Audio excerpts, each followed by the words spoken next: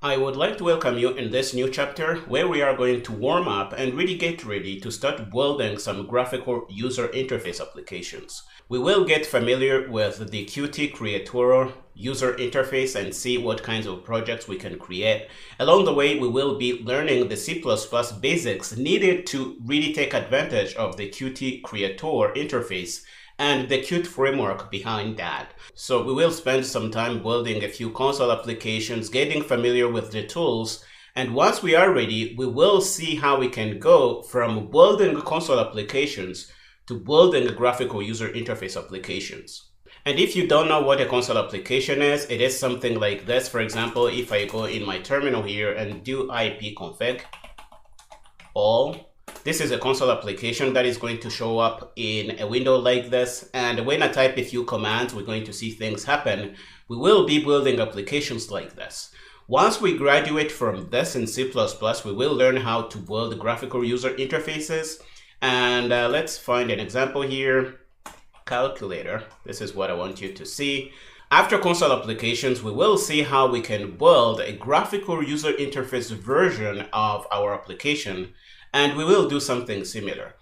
Now, the C++ we will be talking about here in this chapter is not a substitute for proper C++ training.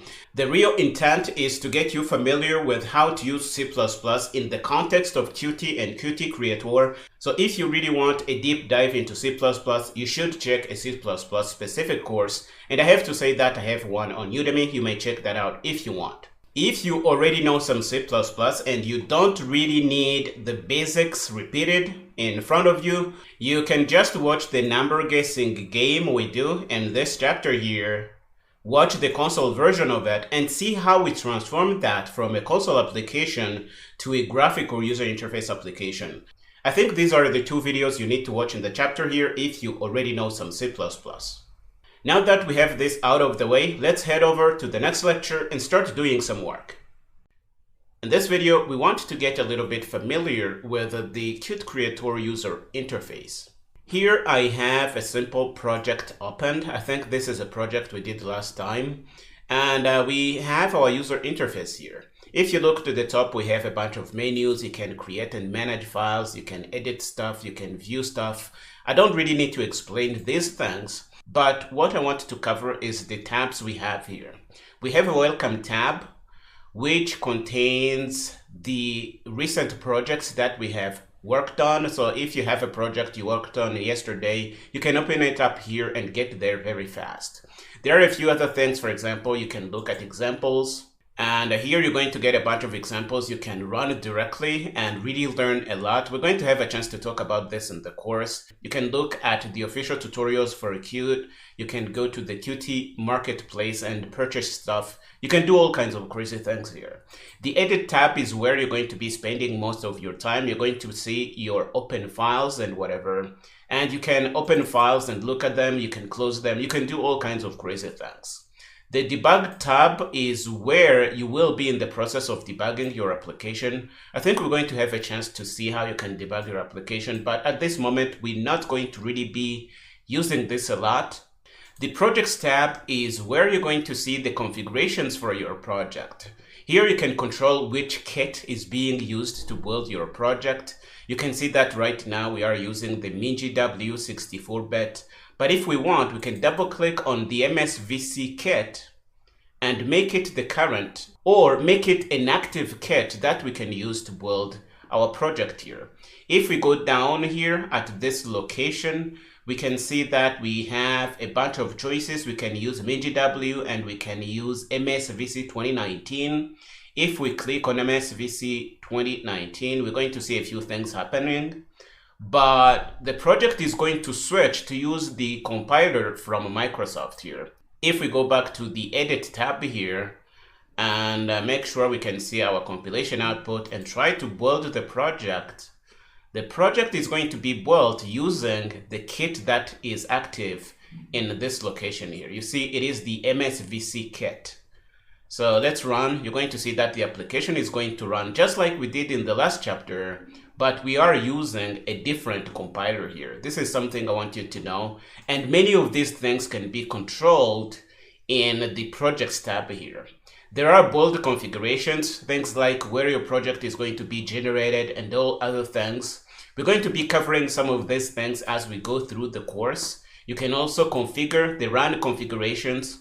For example, if you want your application to run in the terminal, you can check this little thing if it is a console application. I think we're going to see an example in the next lecture, but we're going to leave this out here. These are the things you need to be aware of when you work with Qt Creator.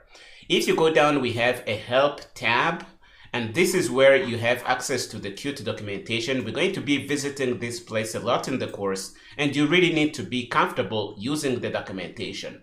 And using it is really easy. All you have to do is type what you want to look for. For example, if we want to look at QString, we can type that right here. And if we hit enter, we're going to see the documentation appear for QString here, and you can read all you want about this class here. And sometimes you get even a bunch of snippets that you can use directly in your application. It is really cool. The Qt documentation is one of the best. Actually, it is the best piece of documentation I have seen in my decade-long career as a C++ developer. Okay, I think this pretty much covers what I had to talk about here. But before we go, please remember that we have a bunch of buttons down below here. The green button here is for running your application. The one in the middle is for debugging your application. And the hammer button that we see all the way to the bottom left of the screen is for building your application. If you want to build your application and generate binaries without running them, you're going to be using this hammer button here. Another thing you should see is the tabs that we have at the bottom of the screen. The first one with issues here is going to show you whatever problems there are with your project. Search results is going to be triggered when you search for something. For example, if we are in compile output here and select widget and hit Ctrl F to find, we're going to see the search results in this tab here. I think this is what it is for. Application output is going to be the output of your application. Compile output is where we're going to see things happening when the compiler is building our application. And we don't really need to worry too much about the others right now. Another thing I want you to see before we go is where you're going to be doing your configurations. If you go to Tools, Options, you're going to have a bunch of settings for your project. For example, you can set the text, you can configure things like build and run.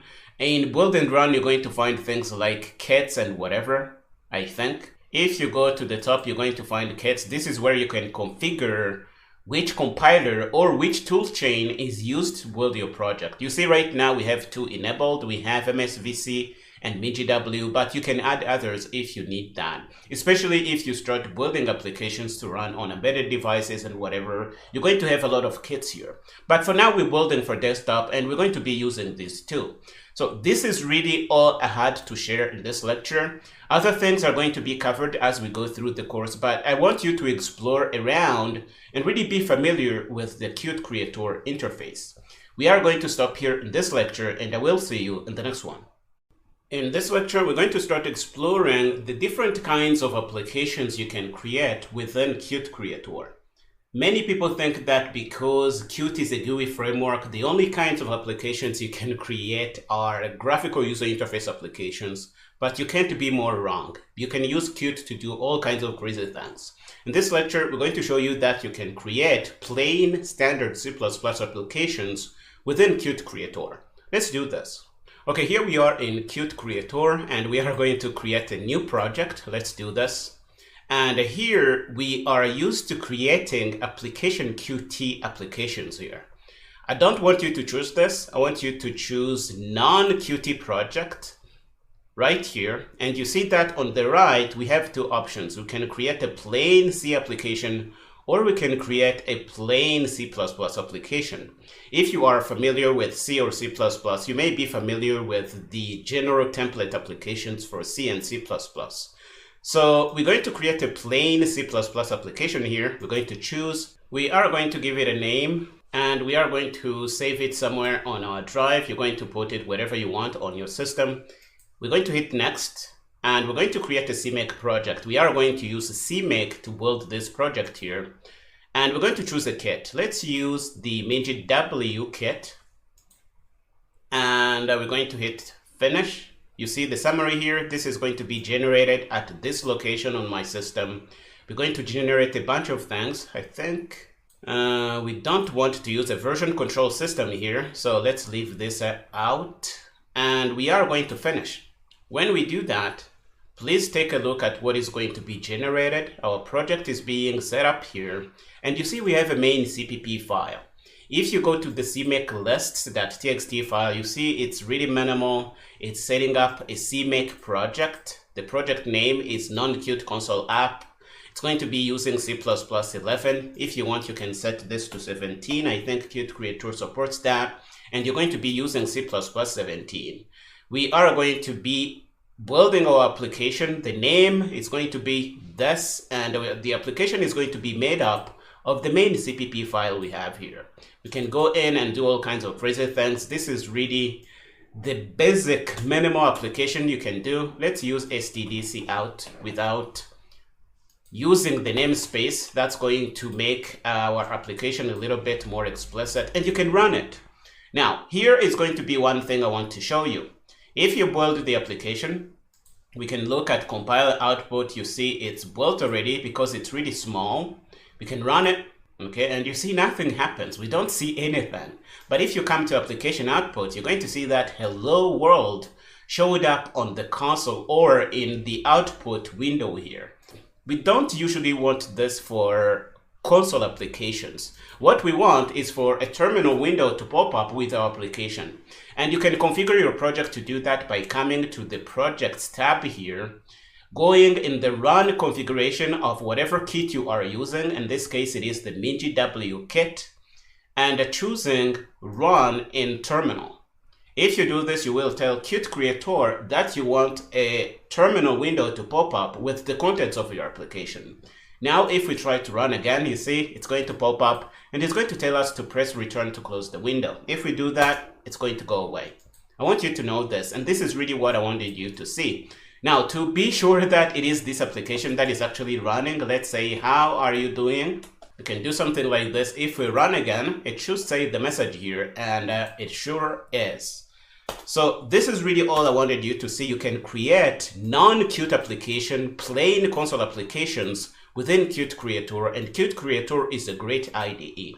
One major problem I have with Qt Creator is that it's a bit slow to support new standards in C++. For example, I don't think there is an easy way you can do C++ 20 applications at this moment. I am recording this video in March 2022. And C++ 20 has been released, and there is no good way to do this. I think the latest C++ standard that is correctly supported by Qt Creator is C++ 17. If C++ 17 is your standard, then Qt Creator is going to be a great IDE because it works really well on all major operating systems. You can use it on Windows, Mac, and Linux, and your workflow is going to be the same. This is really all I had to share in this lecture. Thanks for watching, and I will see you in the next one. In this lecture, we're going to see how you can create a Qt console application. Now, some of you must be asking, how is what we're doing in this lecture different from what we did in the last lecture? Because in the last lecture, we also created a console application. Well, what we're going to create in this lecture is going to be using the Qt framework. What we did in the last lecture only used standard C++. Let's head over to Qt Creator and do this. Okay, here we are in Qt Creator. We're going to create our project. We're going to say File, New, and we are going to create an application, which is a Qt application Qt on the left here, and we are going to say Console Application. Now, down below you see Qt Quick Application, but we're not going to talk about this in this course here. I am going to create another course on Qt Quick and QML. For now, we're going to do Console Application. We're going to choose. We are going to give our project a name and save it somewhere on our drive. We're going to hit Next. We're going to be using CMake, and we're going to hit Next here. We're going to choose our kit. Make sure you use MinGW, but if you want, you can also use MSVC if you are on Windows. But we are using the MinGW kit in the course here because it is what I find comfortable to use to create the course. We're going to hit Next. We don't want Git. I don't know why this is by default, but we can uncheck this. Then we're going to have the summary for our project. Again, it's going to have a main CPP file. We're going to have a CMake list.txt file. Let's finish.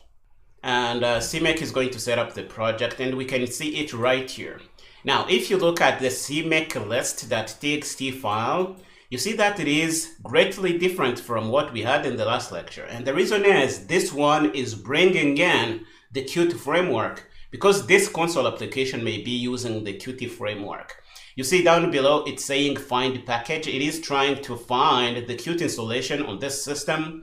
And once it finds Qt, it's going to link to the Qt libraries. And that's why we have target link libraries here. In other words, our Qt console app here is going to be linked to whatever Qt version is the Qt major version as we have here.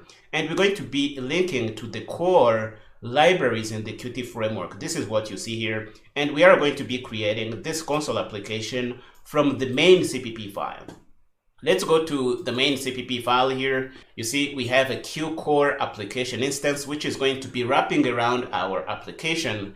And we may be putting our code between these two lines here before the exec line. For example, if we want to print something, bear with me, you can do include QDebug. Okay, let's do a hello world version of this. And we can say QDebug hello world. Okay, we can do something like this.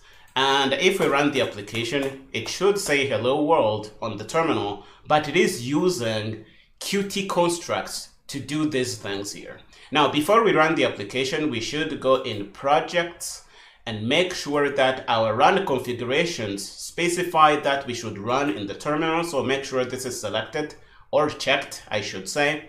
Then we can build.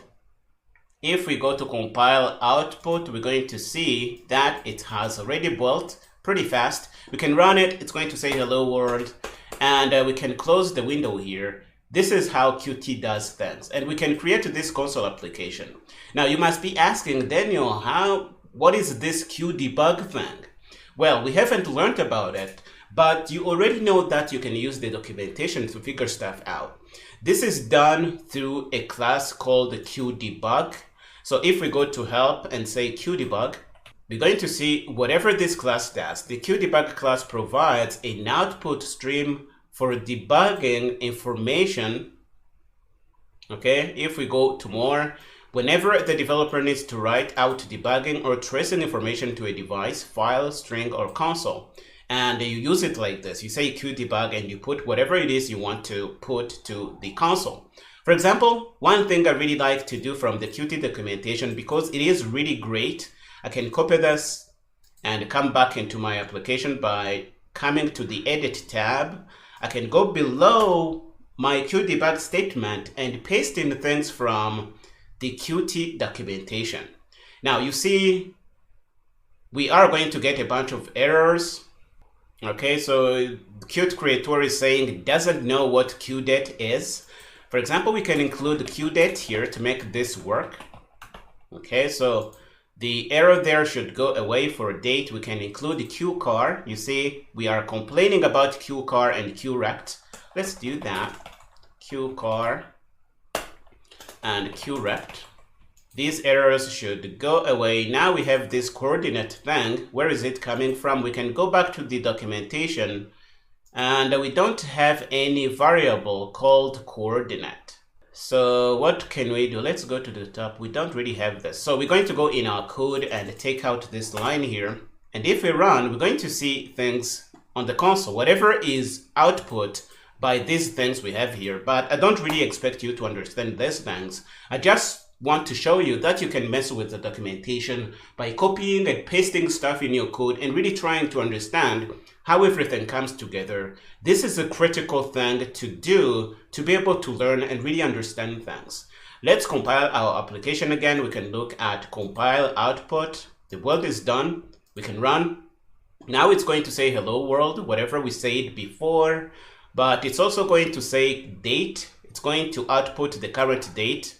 We are on the 1st of March in 2022. You can see that right here. So our application can work with dates right now, which is really cool. And it's going to say QString, QCar X, and it's going to print whatever information in this rectangle here. And let's see. And this is how a rectangle is printed by default. Now, if you don't know what a QRect is, again, I invite you to use the documentation. So you can say QRect here, and you're going to see, if we click on more, a rectangle is normally expressed as a top left corner and size. So what we have as a first parameter here is going to be the x coordinate of the top left corner of the rectangle. What we have here is going to be the y coordinate. The third thing is going to be the width. The fourth thing here is going to be the height, if I understand that correctly. If we go back in our painting application here, let's put a rectangle to really make this super clear. So we can draw a rectangle in red. I think we can do that. So this is going to be the top left corner of the rectangle, and it's going to have x and y, and we're going to have, let's increase the size of this, and we're going to put in our width in blue. So this is the width and this is the height, okay?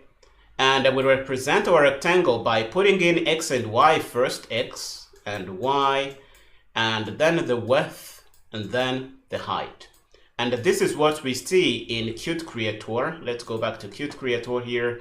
The top left corner x, top left corner y, the width and the height. This is really what they mean here. And you can represent a rectangle in your Qt application. And you see they have nice visuals of these concepts here. The Qt documentation is really great. And whenever you work with a class, I do recommend going in the documentation, trying to learn all you can about whatever class you are using here.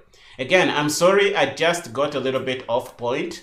What we really wanted to see here is that you can create Qt console application, and those console applications are going to instantly have access to a wide range of types and things we can use in our Qt application, and this is really cool. We are going to stop here in this lecture, and I will see you in the next one.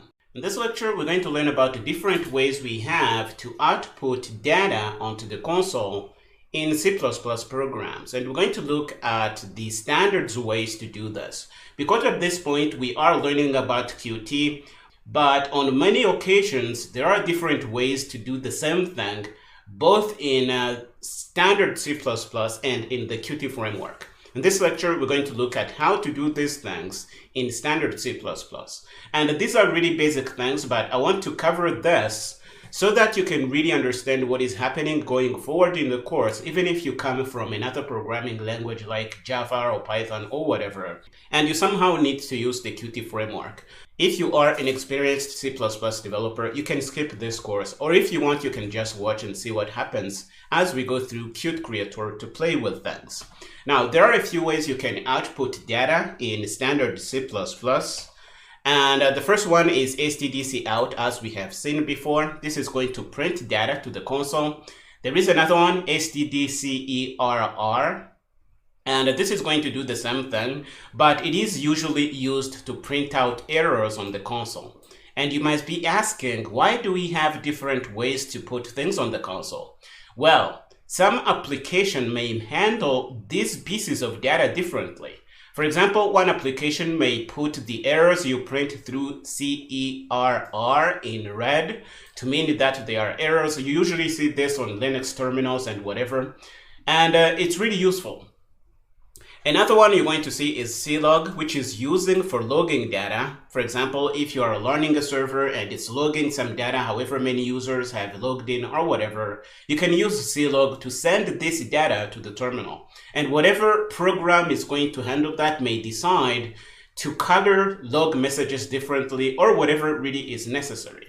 We can also use stdcin to input data. So in this case, data is not going to go out of your application. Data is going to come from the outside and go in your application. And this is how we do it using stdcin. We are saying get data from the outside and put that in my name variable. Once I have the data in the name variable, I can then print this out. Again, this is really basic, but some people are going to find this useful. We're going to head over to QThread, create an application, and play with us. Okay, here we are in QThread. We are going to create a console application, a non-Qt console application because we are doing standard stuff. So we're going to create a non-Qt project. It's going to be a C++ application.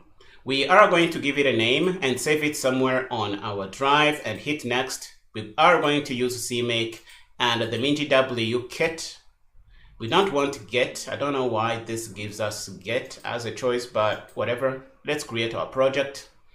And we already have stdc out here. Okay, we can change this to be exactly like what we had in the slides. So we can say stdc out hello world. And when you do stdc out, you are saying, I want data to go from my application and go to the terminal. So data is going out of our application. If you suppose that this is our application, data is going to be flowing out of our application and going to the terminal, if I can draw it like that. stdendl here is a way to tell your program to move to the next line so that the next piece of data coming out of your application is going to go to the next line.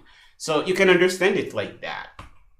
Okay, another thing you can do is use stdcerr, and this is going to say that what we are printing is an error. I don't think we actually run this application. Let's go to our project settings, go in the run configurations and specify that we want this to run on the terminal. We're going to come back to our application and compile. If we look at application output or compile output, we're going to see that this was really quick to compile. If we run it, it's going to say hello world, and there was an error. You can see that these things are really not very different. Hello world and there was an error are really the same thing if you look here, but that's because the default terminal on Windows doesn't differentiate these things. If you're running, for example, in a Linux terminal or whatever, there was an error message here may be colored in red because to kind of highlight that this is an error and really steal your attention. This is the purpose for these things here. Let's close out of this. Another thing we can do is use clog. So we can say stdclog. This is a log message. And again, if we run this, we're not going to see the difference. But some terminal programs may decide to color things differently depending on which kind of output stream you use. Another stream entity we have in standard C++ is stdcin. And as we have said, this is going to work in reverse order of the others. For example, if we again draw our application as this red rectangle, stdc out, stdcerr, and stdclog, we're taking data outside of our application and printing the data out on the terminal. stdcin is going to work in reverse. It is going to take data and bring it in our application, store it in a variable so that our application can work with it. In this case, we are bringing the data in and putting that in our name variable. And afterwards, we are printing the variable and essentially putting that back out of the application here. This is how you can use stdcin. This is useful if you want to get input from the users, for example, and we're going to have chances to play with this as we go through the course. Or if you really want to go deep in C++, you can look at an extended course on C++. It's going to talk about these things here. Let's try and run this.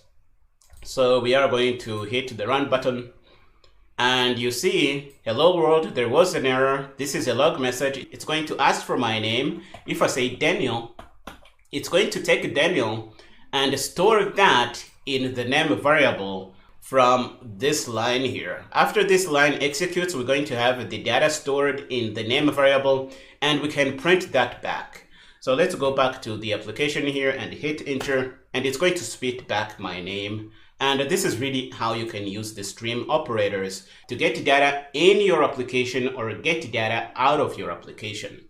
This is all I had to share in this lecture. I hope you found it useful. We are going to stop here in this one, and I will see you in the next one.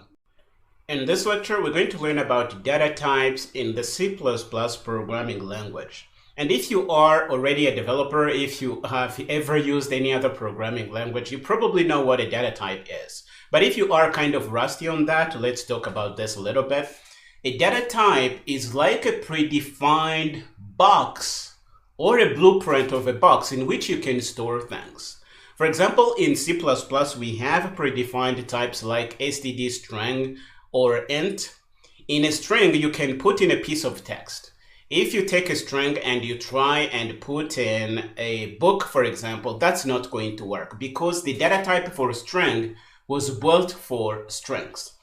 A good example, I think, is int. Int is a predefined data type in C++ whose purpose is to store non-decimal number types. For example, you can put in a 1 and 2 and a 7, but if you try and put in a string, for example, that's not going to work.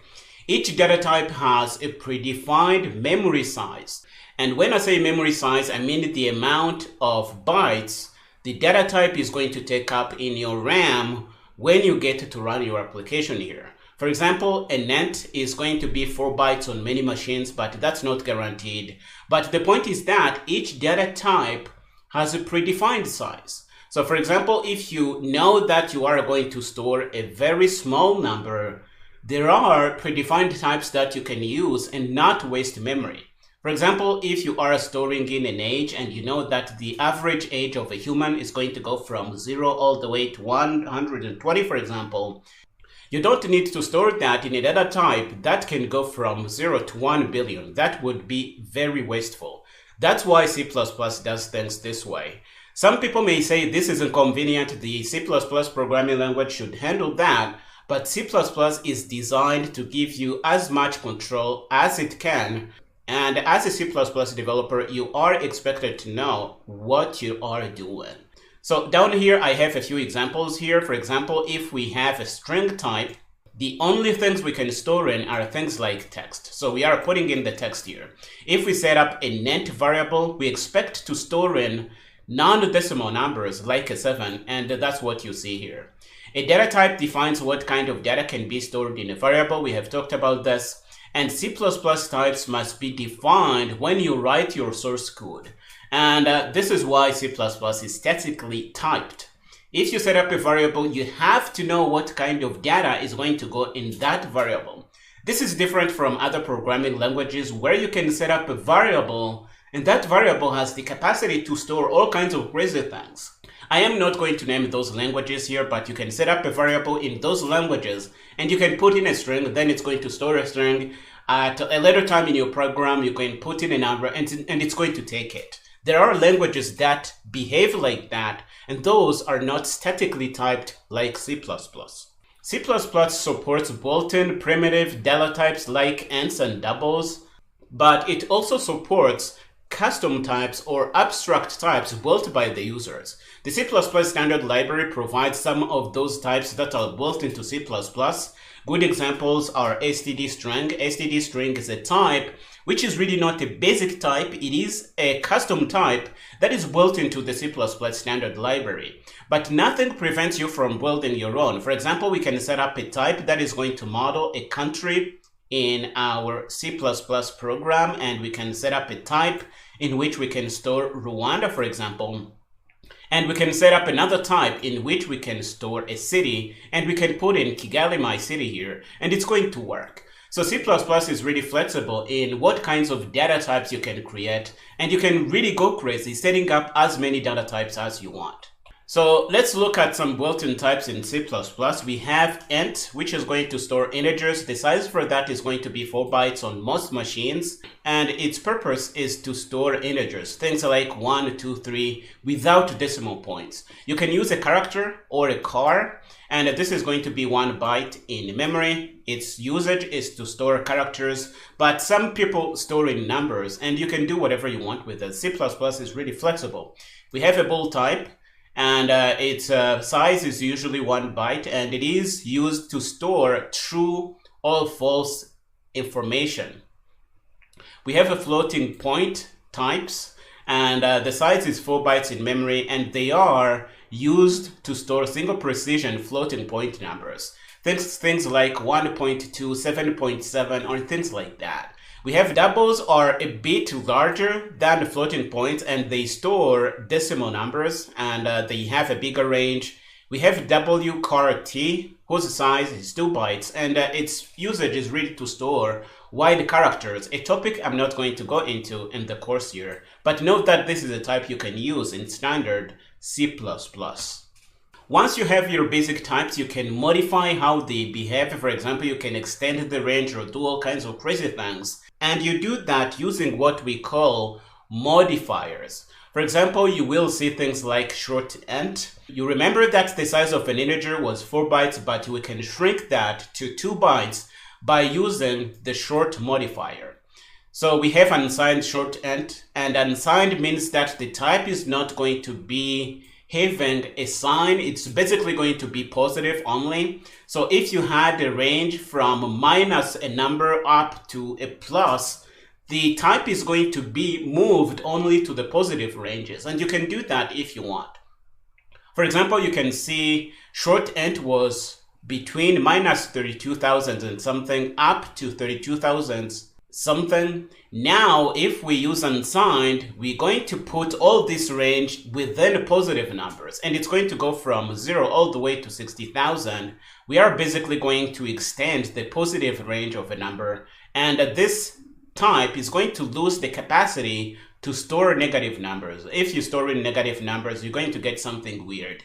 We can do the same for integers. I'm really not going to go into details about these things, but we're going to play with them when we hit Visual Studio Code in a minute. You can set up char, you can set up float, you can set up double, and here we have the ranges and the sizes of these types. And this is really all I wanted you to see in this lecture here. Now that we know this, we're going to head over to QThread and play with this a little more. Okay, here we are in QThread. We are going to create a new project. It's going to be a plain C++ application again. We are going to give it a name and store it somewhere on our drive and hit next. We are going to use CMake, and our choice for a kit is going to be MinGW. We don't want get, and we're going to finish. Okay, we're going to have our main CPP file with the main function, which is going to be the entry point for our C++ application. The first thing we want to do is to set up a bunch of variables. We're going to set up an std string, which is going to store a message, hello world. Std string can do that. And one thing I should say at this point is that in the help of QThread, we don't have a way to look for standard C++ stuff. For example, if you say string, let's see if we can get access to that. We're not going to really get the documentation. You see, we are given things like CMake and whatever, but we don't really have a way to look at the documentation. So for standard C++, I would recommend cracking open your browser and searching for things like std string. And in most cases, you're going to get CPP reference. Let's do that. And you will have information about these types here. Okay, we have this opened up here. You see it says std basic string. This is because std string is a template type. But hopefully you can go down and see things you can do with a string. And if you go down here, you're going to see that std string is actually a type alias for a basic string template instantiation with characters. And if you don't know templates, I would recommend learning that in a C++ specific course. Here we're just going to use std string. But you can create strings, you can assign strings to others, you can get characters at the front, at the back, you can get the data inside the string, you can do all kinds of crazy things. The point I am trying to make here is that if you need to look at the documentation for standard C++ stuff, like std string as we are using here, you have to go to the browser and look for this, because you're not going to find that within QThread like we have for QThread, like we have for Qt types. Okay, we have made our point. Now what we are doing here is we are creating a string variable. We are storing in a piece of data. We are creating an int variable. We are storing in a piece of data.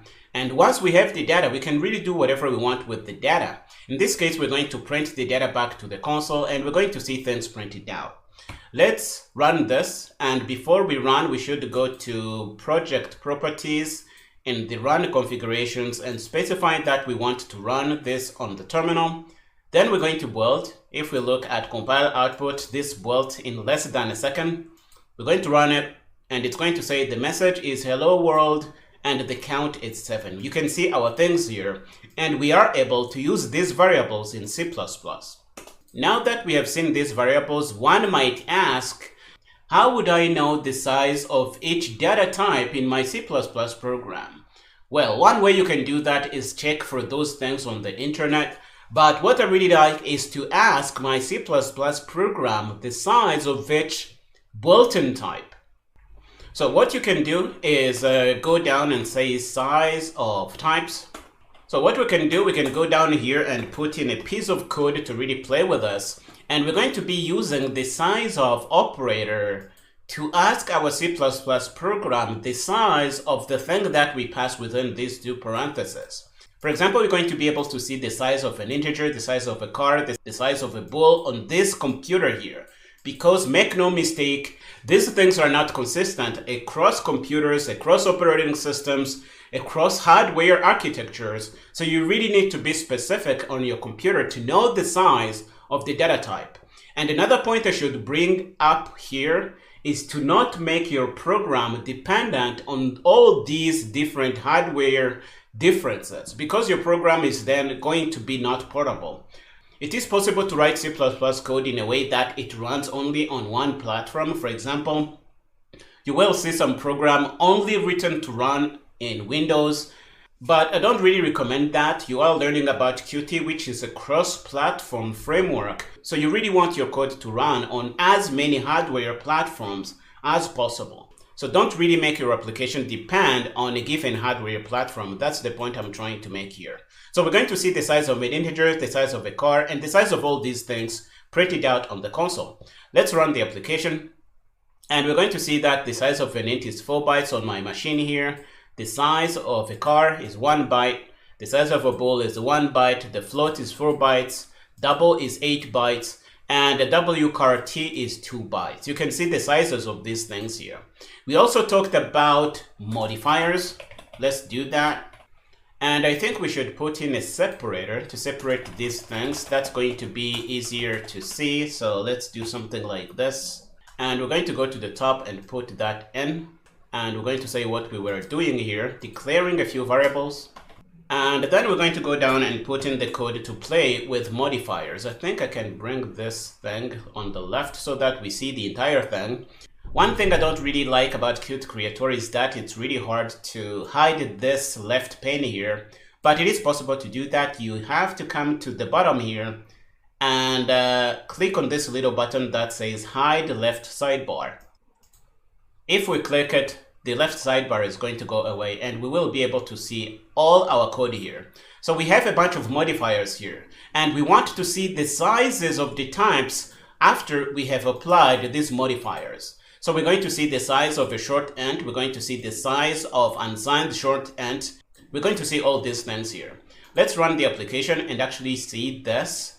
You see the size of a short int is 2 bytes. Remember, int was 4 bytes. But after we apply the short modifier, it's going to become 2 bytes. So if you have a number that can fit in 2 bytes, it is a good idea to use short int to not waste your memory. And we have a bunch of others. You can see these sizes yourself. And one thing I really want to stress here is the unsigned modifier. Once you say that your integer type is unsigned, you are saying that it's only going to store positive numbers. And if you try and put in a negative number, then disaster is going to happen. Let's do an example. We are going to set up an unsigned variable called var1. It's going to be an integer type. So we are saying that this should only store positive numbers, but we are putting in a negative number. So what is going to happen here? Try to think about it. Okay? As you think about it, I am going to put in my separator here. Okay, let's do this. And we're going to try and run the application. We hit the green button, it's going to run. And notice what is happening here. We are getting some 4 billion printed out, and what we put in is a minus 200 here. This is happening because the computer is interpreting whatever you put in here as a positive number. So really be careful. Once you say something is unsigned, don't put in something negative. Otherwise, you're going to get really garbage data, and you don't want that. If you really want to know what is happening here, this is really being overflown. And if you want to learn about overflow, you can search that in Google, or you can take a C++ specific course. I think I have talked about this in my C++ 20 masterclass, so you can check that out if you want. But the point here is that we are declaring var1 to be unsigned, and we have no business putting in something negative. If we do that, we will be setting ourselves up for disaster. This is really all I had to share in this lecture. I hope you have an understanding of what data types are and what kinds of things you can do with them. You know about these modifiers, you know about these built-in types, you know that you can build your own types, and we will do that as we progress in the course. We are going to stop here in this lecture, and I will see you in the next one. In this lecture, we're going to learn about the operators that are supported by C++, and some of the constructs we have to introduce flow control.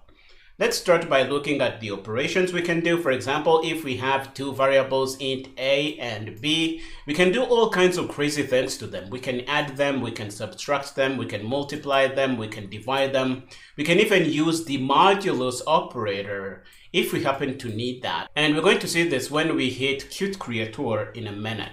We are also going to see that we can make decisions using if statements. For example, we may want to do something if a equals b and do something else if a is not equals b. We can do something like this. And if you already know programming, if you have used another programming language, this is second nature to you now. We are also going to learn about loops, and loops are things that allow you to do repetitive tasks relatively easily in your C++ program. Suppose you were given a message and you need to print that maybe 1,000 times or even 10,000 times. That would be really cumbersome. One approach would be to print them one by one like we are doing here. But this is really not practical. It is not scalable. You don't want to do something like this. In C++, we have for loops, which are one construct we can use to loop around and do all kinds of crazy things. A for loop has three components. A for loop has a starting condition, which is this I1. So we are going to start by I equals 1. We're going to keep looping as long as I is less than 20. And this is the stop condition for the loop, this thing we have in the middle here. And we have the incrementation part, which really drives the loop to keep going forward.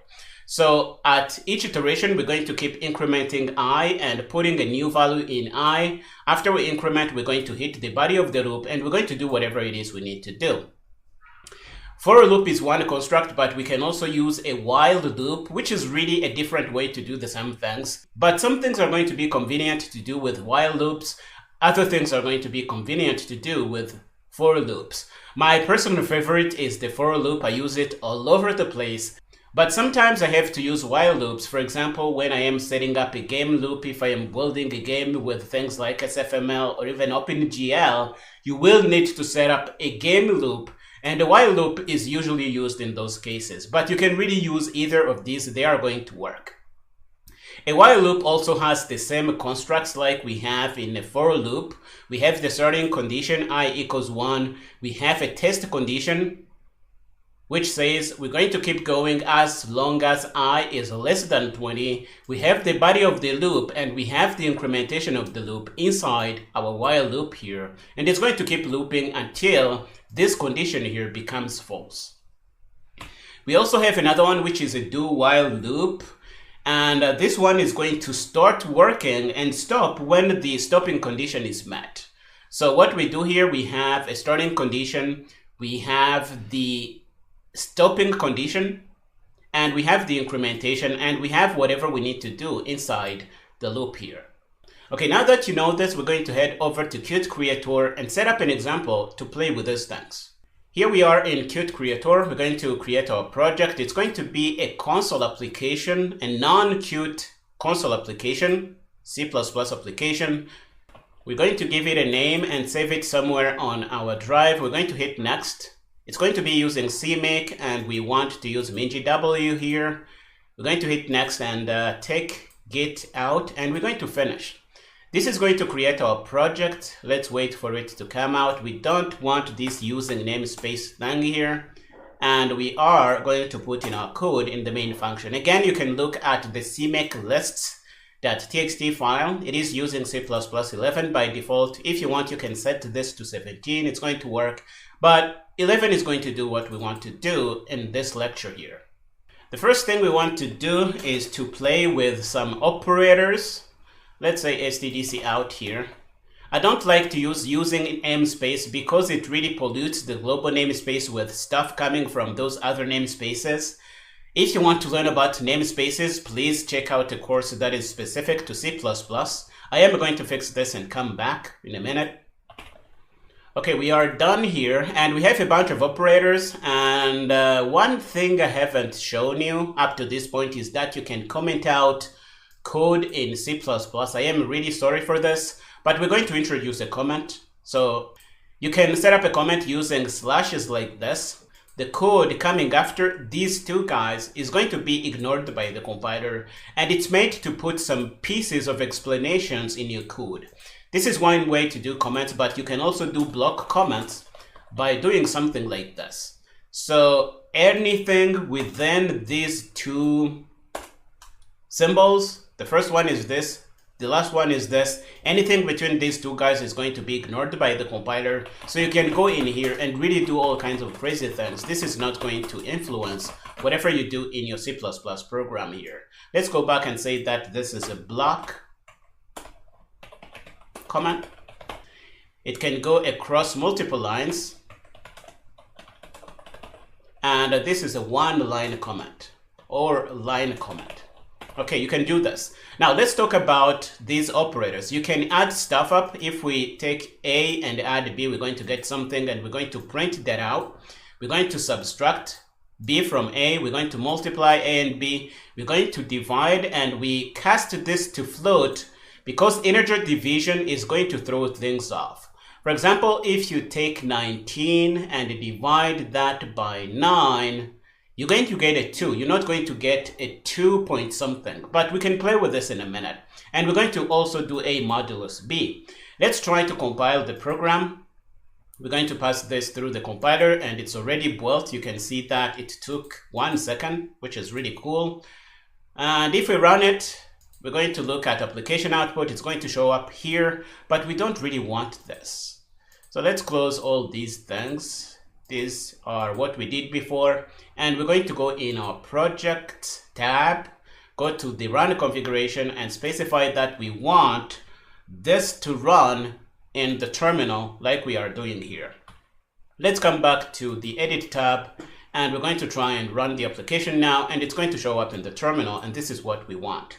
So this is really true. According to the data we have in the application, A plus B should be 40, A minus B should be 0, multiplying should give us 400, dividing should give us a 1, and modulus should give us a 0. And if you don't know what the modulus operator here is, please check a C++ specific course. We're not going to cover that here. Okay, so let's try and play with this. For example, if we change this to 25.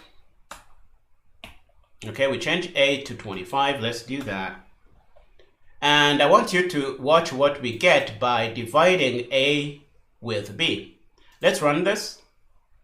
And notice that we get 1.25. But if we don't put this float here, let's see what we get. I want you to see this difference. We're going to get a 1 because integer division is going to strip off the decimal point, because the compiler is going to think that you are dividing integers, so you're not interested in the decimal parts. If you want the decimal parts, you need to treat this as a floating point number. And one way you can tell the compiler to treat the result of this division as a floating point is to cast to float like we are doing here.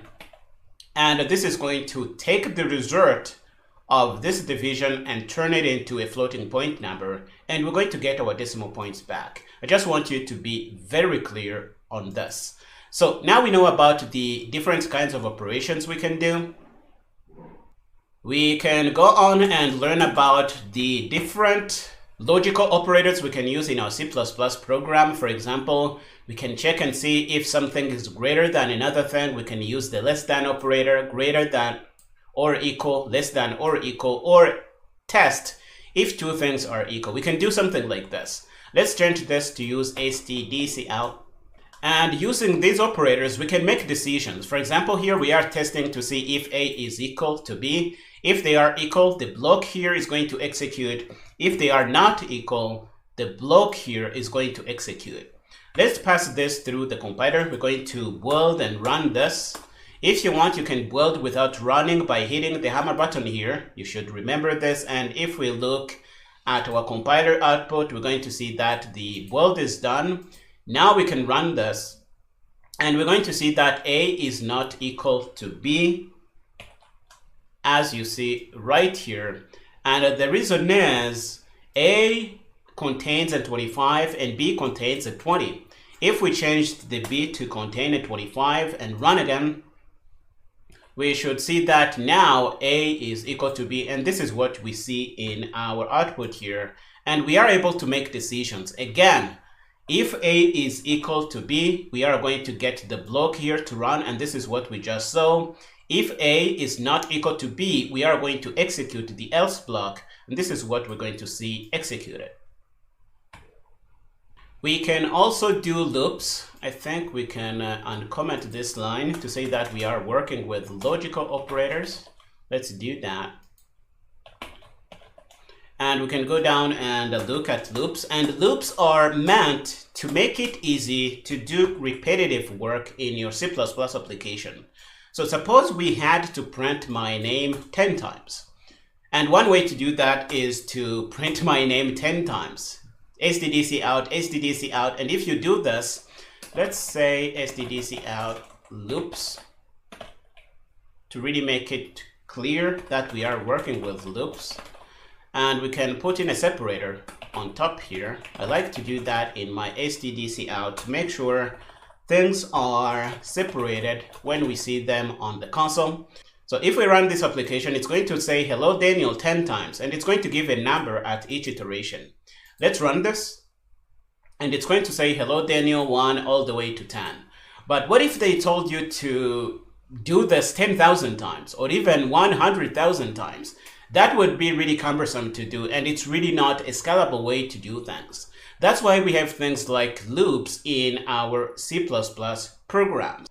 One construct we have to do loops is the for loop, and we're going to put an example of that here. So we're going to say that this is a for loop, and we are going to uncomment this. And I think we should also put in a message saying that this is a for loop. Okay, for loop, let's say that. And we should steal the separator here to make sure we see things nice and neat in the terminal. And let's say stdc out and stdendl here. Now, this is going to run from 1 all the way to 20. Okay, so this is how you set up a loop. You say for, you put in a pair of parentheses. Inside the parentheses, the first thing is going to be the starting condition. The second thing is going to be the ending condition. Okay, so this is going to keep going as long as I is less than 20. But the moment I is not less or equal to 20, the loop is going to stop. And at each iteration, we're going to increment to move to the next I, and this is going to keep going until we hit the end of the loop here. And at each iteration, this is going to say hello Daniel, and putting out the current iteration stored in the I variable here. I hope this makes sense. Let's pass this through the compiler. We can build by hitting the hammer button, and we're going to see that the build is done instantly. And if we run, we see hello Daniel 1 all the way to 20. And how is this helpful? Some of you might say, okay, you did up to 20, but I can type this, Daniel. But what if they tell you to do this 1,000 times or even 100,000 times? When you are using a loop like this, this is going to happen automatically. And all you need to do is to change the stopping condition here.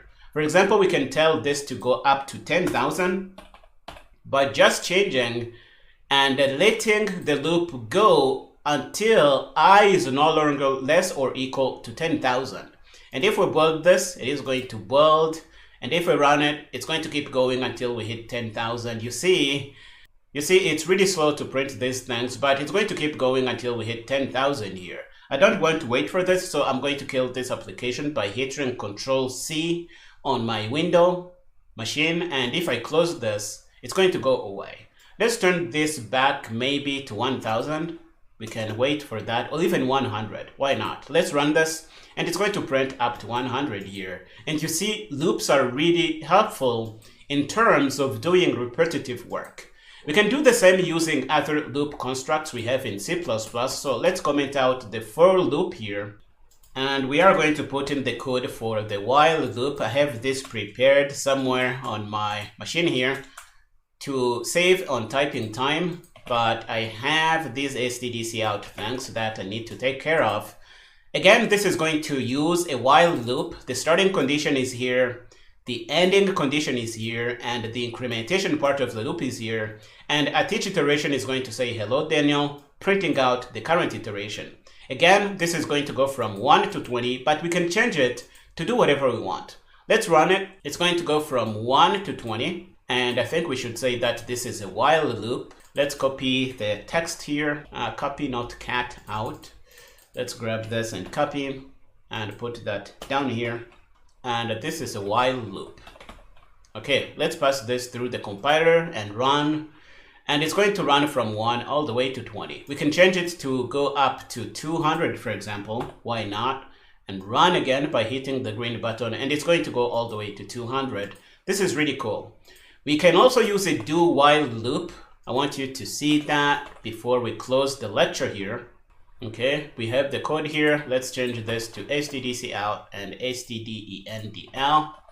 And it's going to say hello, Daniel, from 1 all the way to 20. All we have to do is make sure this is stopping at the correct place, depending on the logic we want to build in our application here. Again, from 1 all the way to 20. And we can use 3 different loop constructs to achieve this. Let's say that this is a do while loop so that our output is very clear. So this is a do while loop. This is really all I had to share in this lecture. I hope you have an idea on how to work with comments. This is something we covered unexpectedly, but we covered this nevertheless. We looked at operators and how you can do things with them. Please be careful about division. If you don't cast to float, this is going to do integer division. We can do decisions, and we can use loops to do all kinds of crazy things. We are going to stop here in this lecture, and I will see you in the next one. In this lecture, we're going to build a number guessing application. And what we're going to do is something like this. We're going to have a window pop up. It's going to tell the user to guess the number.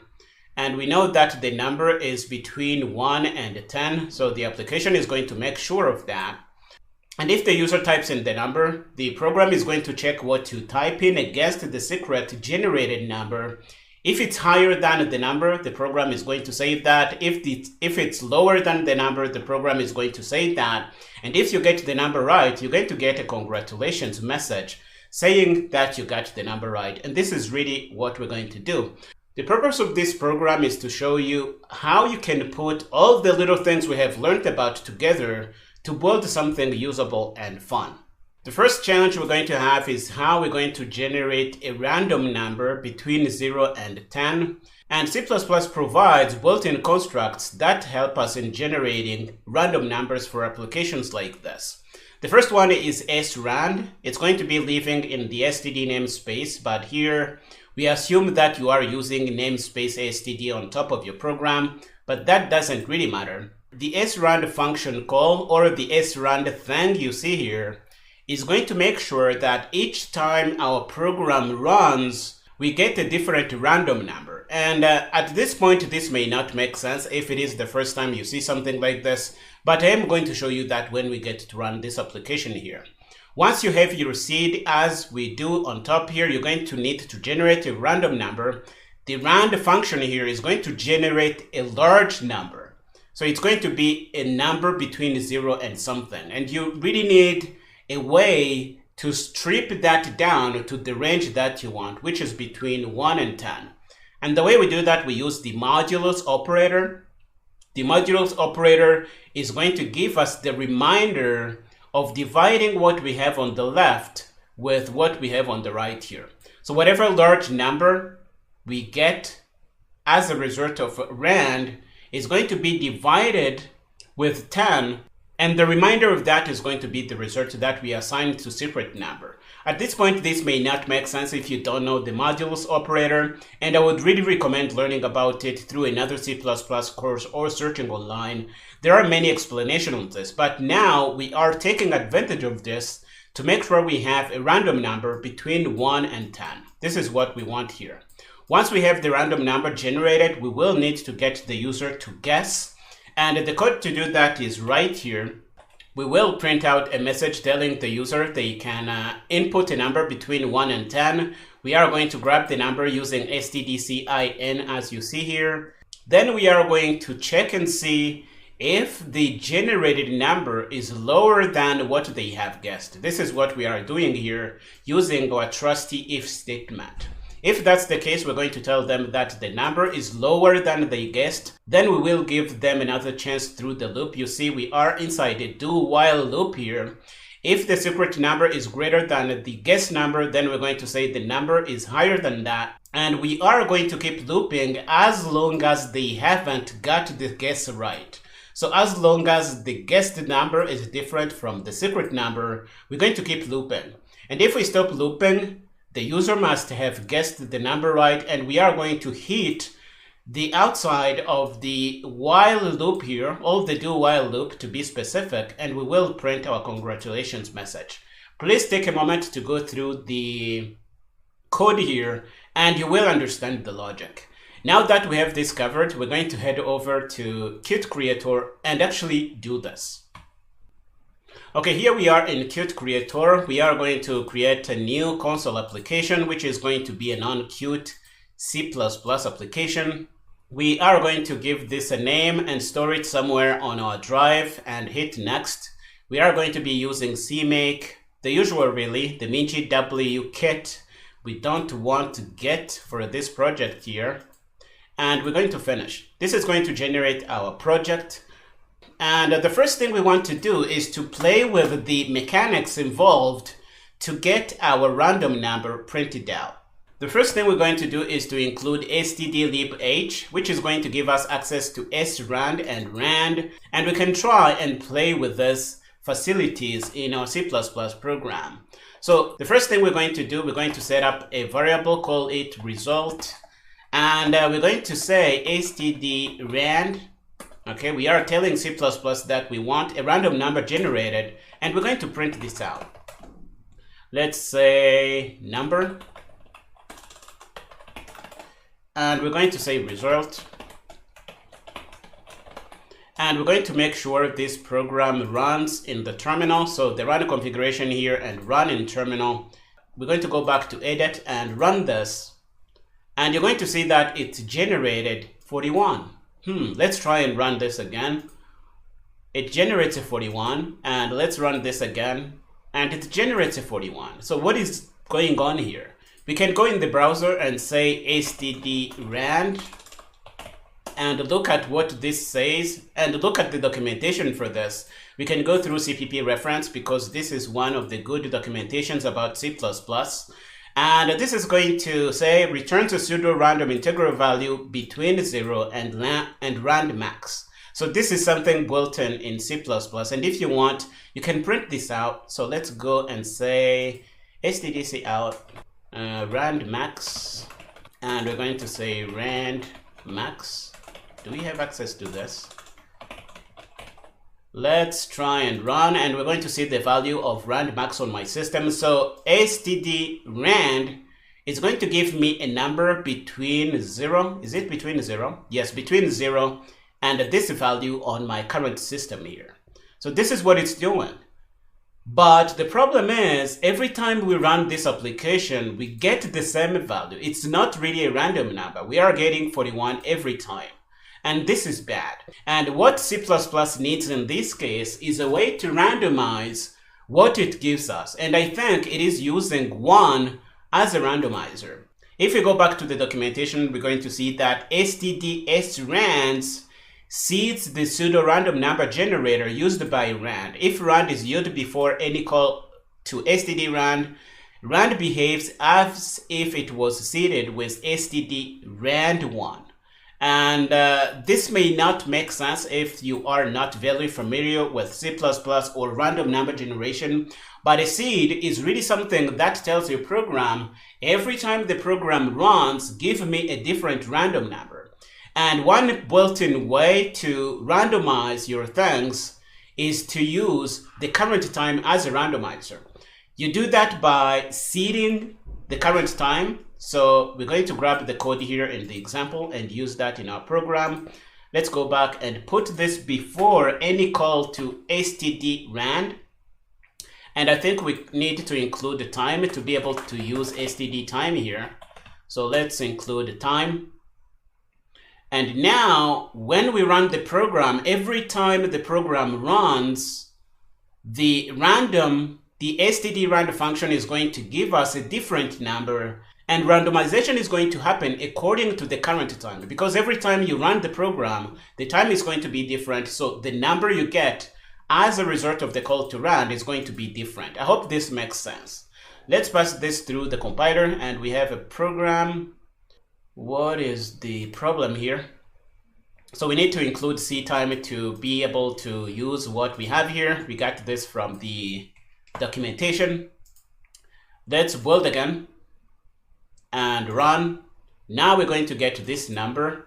If we run again, we're going to get a different number. I think 5615. This time we get 5631. We get 5644. And it's really a different number every time we run the application. This is how you can get random numbers. Now we have solved the problem of getting a different number every time we run the application. But remember, in our specification, we want a number that is between 1 and 10 every time we run the application, because that's what we want the user to guess. So how do we do that? We use the modulus operator. And what we're going to do, so let's say rand number or random number. Okay, and we're going to print the random number here. And we're going to go down and make sure the number is between 0 and 10. Or between 1 and 10. I should be very clear about this. And we're going to use the modulus operator. The way we do that, we're going to say int guess number.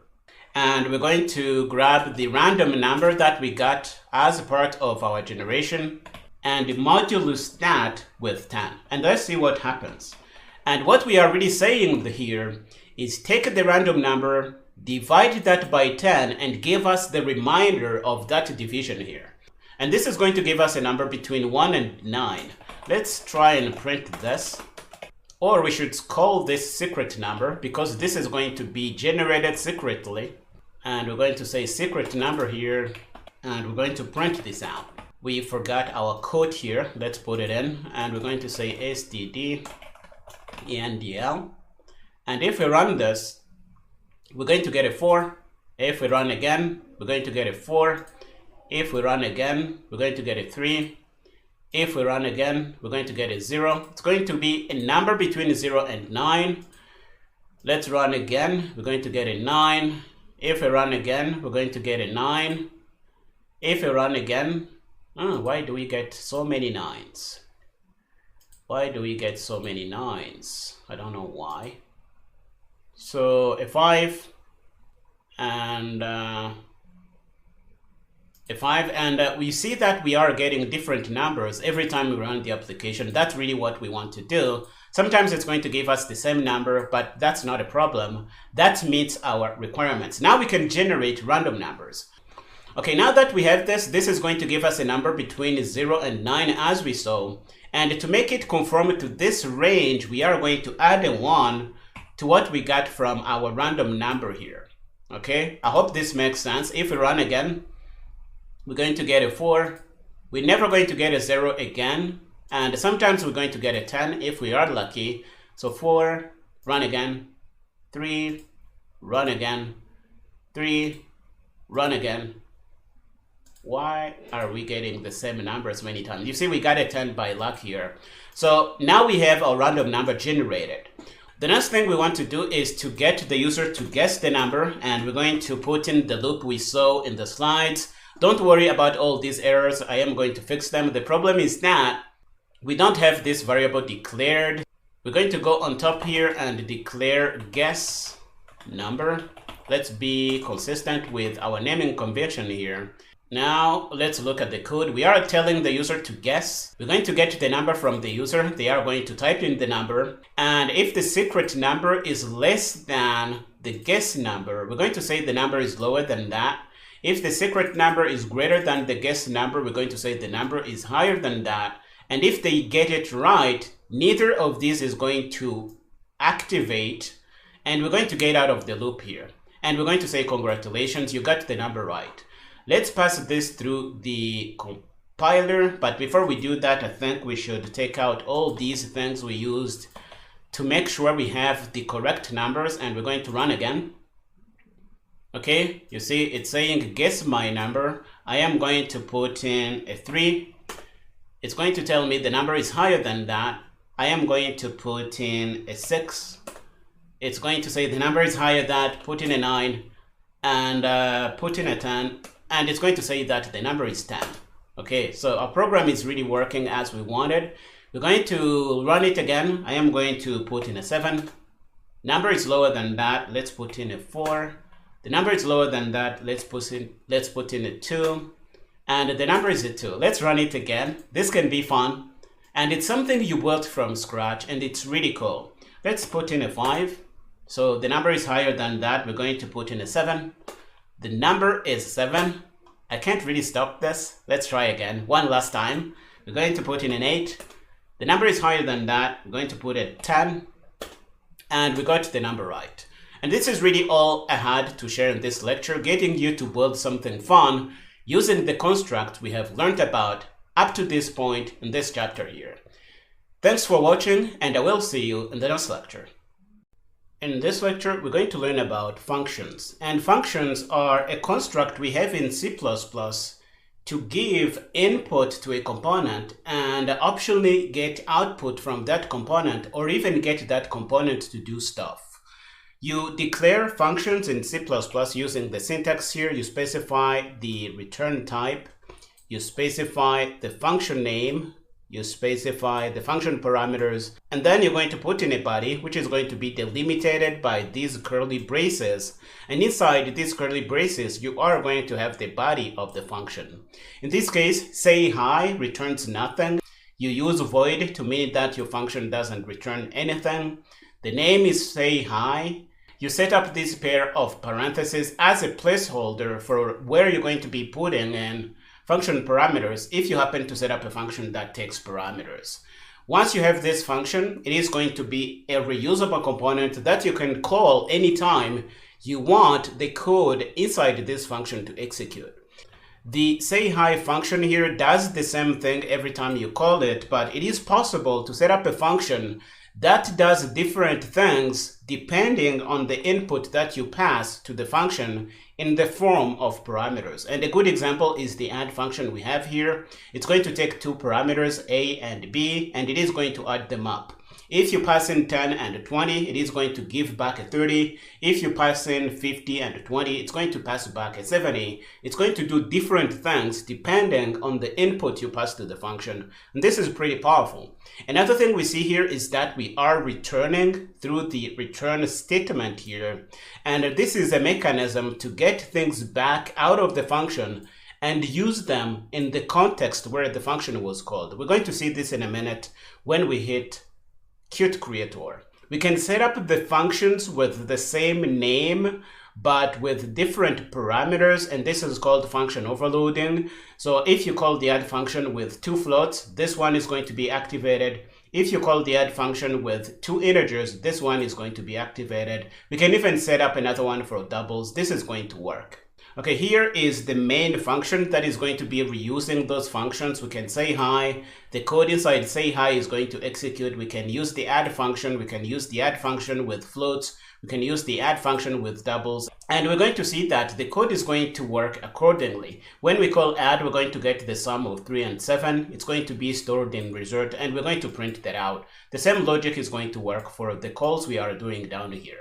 Now that you know this, we can head over to QThread and see how this works. Here we are in Qt Creator. We are going to create a new project. It's going to be a plain C++ application again, because we are still using standard C++. We are going to give it a name, store it somewhere on the drive, and we're going to use CMake as usual. Let's use mingw, and we don't want to get, and we're going to finish. This is going to create our project with the main CPP file here. We can take out this using namespace thing. And one might want to add up two integers, for example. Suppose we have int a, and we have a 3n, and we have int b, and we have a 7n, something like this. And we want to compute the result of adding these two variables, a and b. Let's say we want to do something like this, and we want to print the result. Okay, we can run code like this, we can build it. If we look at compile output, we're going to see that it's built. Let's go to properties or projects, go in the run configuration and run this in the terminal. If we run, we're going to see that result is done. But what if we happen to want to add up other integers? Let's say we have a C here, and we have 34n. Why not? And we can set up another result. Let's see, auto result equals a plus c, and this is going to be result 1 because we want to store this in another variable. And by the way, I don't think I explained what auto here means. It is a way to tell the compiler to deduce the type based on what we have on the right of the assignment operator here. So we are telling the compiler, add these two things up and deduce the type from what you get. Because we are adding up two integers, the result is going to be an integer, and result here is going to be deduced as an integer type. Sorry for this. I have been doing this for a lot of years, and sometimes I do it without thinking, but now you know what the auto keyword here means. This is something that was introduced in C++ 11. So let's print result 1 here. stdc out result and result 1, and if we run, we should get another thing, 37, adding up 34 and 3, we get 37. But we are repeating the code to add stuff here, and we could easily extract this in a function. So let's set up a function on top here. We're going to do int add, and we're going to take two parameters, a and b. And in the body of the function, we are going to return the sum of a and b. Let's return a plus b. And we need to specify the type for our b here. I forgot that. Now that we have these, we can change our code to say add a and b. Okay, we can do something like this. And we can say add a and c.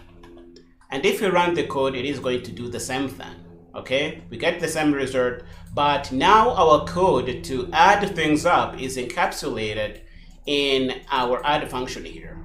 One obvious benefit of this is that if we ever need to change this function, we have one place where we change, and all the places that call this function are going to be updated immediately. And another thing is that this function may be very big with dozens and dozens of lines of code, and you may really want to encapsulate this and avoid to have to redo the same work every time you need the function. The code is going to be encapsulated in one place. So functions are really cool. In the slides, we looked at the function called say hi. Let's see if we can do something like that. Okay, this is how you set up a function that doesn't take any input. The parentheses where we put the parameters are going to be empty. This function also doesn't return anything. We say that by using void as our return type here.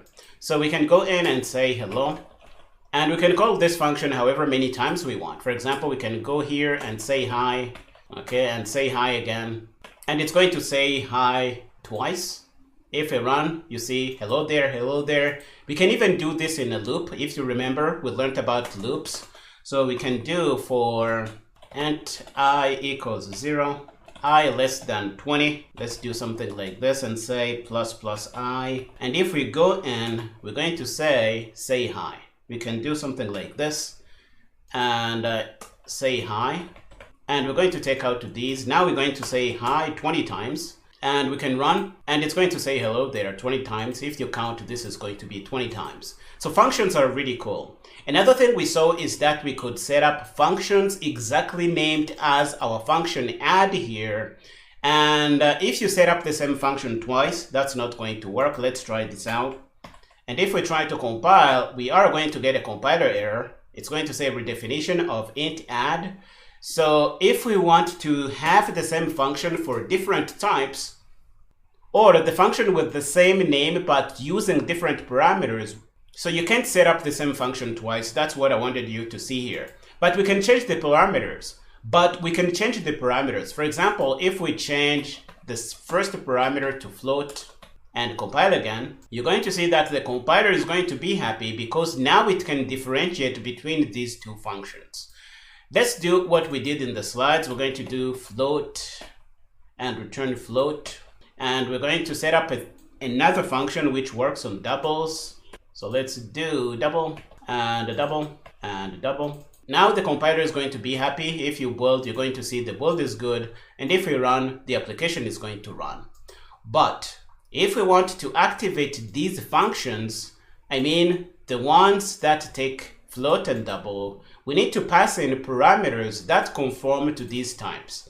For example, if we want the add function here to work on doubles, we may change A and B to be doubles. So let's say double and a double. And we're going to say 3.8f. And another thing I should say here is that if you pass in a literal, like we are doing here, you need to differentiate between a double literal, which is a double literal without the f here, and a float literal. The f suffix here is telling the compiler that this thing is a float. Okay, that's what I am trying to say here. And I realize, let's make these floats to be consistent. And we're going to say float, and we're going to say 7.2, why not? Or let's say 7.3 to make it a little more interesting. And now the add function call we are doing here is going to be working on floats. So what's going to happen? The result is going to be a float because this one is going to be activated. Let's run and see what A and B evaluates to. Let's go to our call and see what we are doing. We are getting a compiler error saying that the second call here is ambiguous because the compiler can't figure out what to do with that. The first thing is a float, the second thing is a net, and it can't really choose between any of these functions here. So what we can do is comment this out because I just want to see the first one called. Let's compile. The compilation should be successful, and if we run, we're going to get 11.1, which is what we expect because this call here is going to activate the float version of the add function here. If we want, we can change this to doubles. Let's do double. And we're going to take out the f suffixes because these need to be double literals. So let's build again. We're going to get the same result, but the size of the return value is going to be a double. And let's see how we can prove this. So what we can do, we can say stdc out and print the size of result. Let's do something like this. And the size of result. We have seen how we can use the size of operator here. Let's do size of result. And now because we are passing in doubles, we're going to activate the double variant of the add function and we're going to return a double. That's what's going to be deduced by the compiler, and we're going to see the size of a double printed out. Let's pass this through the compiler and effectively, and you see that the size is 8, which is the size of a double on our computer here. If we use float and float, we're going to pass in the f suffixes here to mean that this is a float. And if we run, we should get a 4 because the float version of the add function here is going to be called. Hopefully this is making some sense. This is all I had to share in this lecture, showing you how to work with functions in C++. We are going to stop here in this lecture, and I will see you in the next one. In this lecture, we're going to start and see how we can model real-world objects using C++ classes.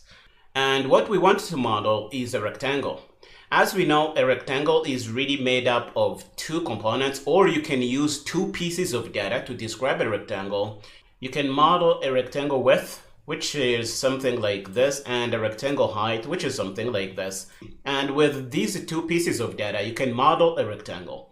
And this is what we're going to do in C++. In C++, you model stuff using the class construct.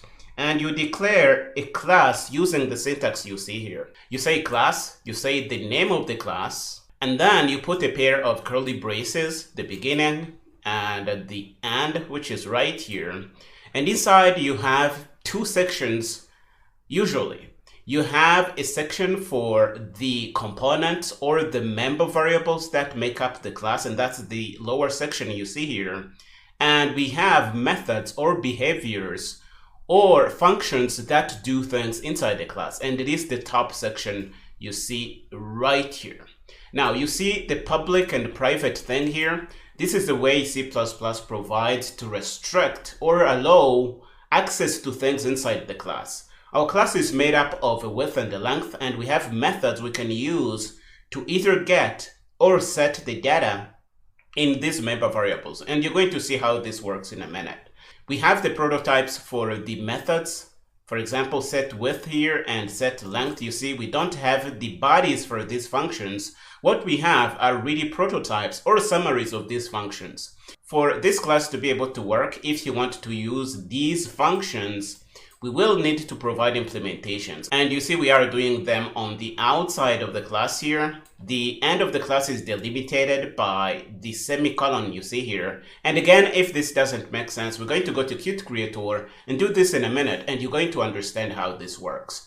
The main goal of this lecture is to help you understand how classes work and to give you examples of how you can create simple classes like rectangle here. Once you create the class, you will be able to use it like you use any other C++ type. For example, here we are creating a rectangle. The variable name is R, and we can use these methods by using the syntax here. You say the variable name, you say a dot, and then you say the method you want to call, and you pass in the parameters. And the method is going to do whatever it needs to do, or the function. I should clarify that the functions that are inside classes are usually called methods. So I am going to be using these terms interchangeably. And once we have the object, we can really get information from this object. For example, we can get the area of the rectangle, and this is going to work out pretty well. Now, if you still feel like the class syntax doesn't make sense, we're going to head over to QThread and play with us a little more. Here we are in QThread. We're going to create a new project. It's going to be a plain C++ application like we've been doing for a while up to this point. We're going to give this a name. It's going to be class declaration here, and it's going to live somewhere in our drive. We're going to hit next, and next it's going to be a CMake project. Let's create a project using the MinGW kit, and we don't want Git here, and we're going to finish. This is going to create our project with the main CPP file and everything you really know so far. Let's wait for this to be set up properly. We're going to take out the using namespace thing here because we don't really want it. And what we really want is to create a rectangle type from scratch and be able to use it in our main function like we use int or double or whatever. So we're going to create a rectangle class, and it's going to be made up of two components, the width and the height. So we're going to say class and say rectangle. Okay, this is how you do it. And it's going to have two parts. It's going to have a part or a section that contains the member variables. We're going to make that private. And the private keyword here means that you can't access this thing from the outside of the class. I'm going to show you what this means in a minute. So we're going to have a double for the width. And we're going to say mwidth. This is the naming convention we're going to be using. Members are going to be prefixed with m and an underscore to mean that this is kind of a member variable for a class, but you can really name it whatever you want. We're going to say double m height for the height of the class. And then now we have the ability to create rectangle types. For example, you can go in the main function here and say rectangle and say R. If we try to compile the code, it's going to compile, even if it's not really going to do anything useful. Let's try and look at the compiler output. You see that compilation is good, but if we run, it's really not going to do anything useful because we are creating a rectangle, but we can't do things with it. What we need is to be able to put things inside this rectangle. So we're going to go on top here and put in a public section. Again, the public keyword here means that we want the things to be accessible outside the class. And if this is confusing you, I am going to show you what this means in a minute. We're going to play with it once we have the class. What we're going to do, we're going to set up a method or a function to set the width and the height, and functions to get the width and the height. I don't think we really need to get the width and the height. We're going to get the area of the rectangle, and that's going to be a little more fun.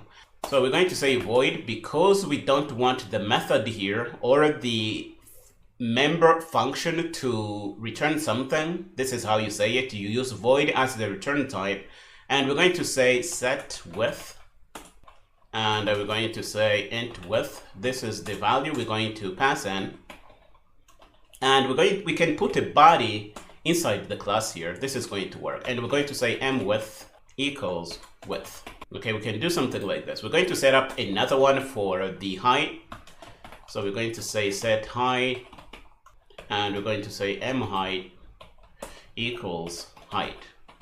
Okay, now we have methods or functions we can use to set data in the member variables. The data is going to be coming from the outside. So the way you use these methods or member functions, you go to your object and you say, for example, R, you say dot. When you do that, you are already telling the compiler, I want to access things inside the rectangle object. And these things need to be public. If they're not public, you can't call them or access them from the outside. This is what I meant by the public access specifier here. So let's say set width. Let's set width first to be consistent. So we're going to pass in a 10.4 or 10.0 to make the computations easy. We're going to say R set height, and we're going to do 20.0. And now we have our object here, and it has the data that we passed in. This is the mechanism you use to set up classes in your C++ program, and this is how you create things of that type that you just created. And these things you create are called objects. For example, R here is an object of the rectangle class. I really want you to get this. Now we're going to set up a getArea method, which is going to return the area of the rectangle because we want to play with that in the main function here. So let's do double and say getArea. And it's not going to take any parameter because we don't really need one. And this is going to be marked as a const member function. And what this means is that we don't want this function to ever modify anything about this class here. I realize this is a lot of information, and if you really want to learn a little more about classes and how they work, I would recommend checking out a specific C++ course, and you can check out my C++ 20 masterclass if you really want a lot of details about this. For now, we're going to return mWidth multiplied by mHeight, and this is going to be our area.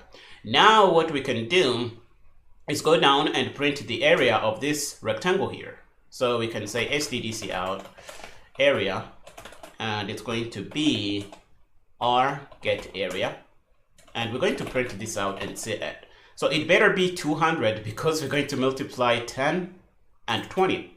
Let's run this, but before we do, we should go to the projects tab here and go to the run configuration of our thing and say that we want this to run in the terminal. And if we run, we should see that area is 200 and the data is in our object. Okay, so you can create as many rectangle objects as you want.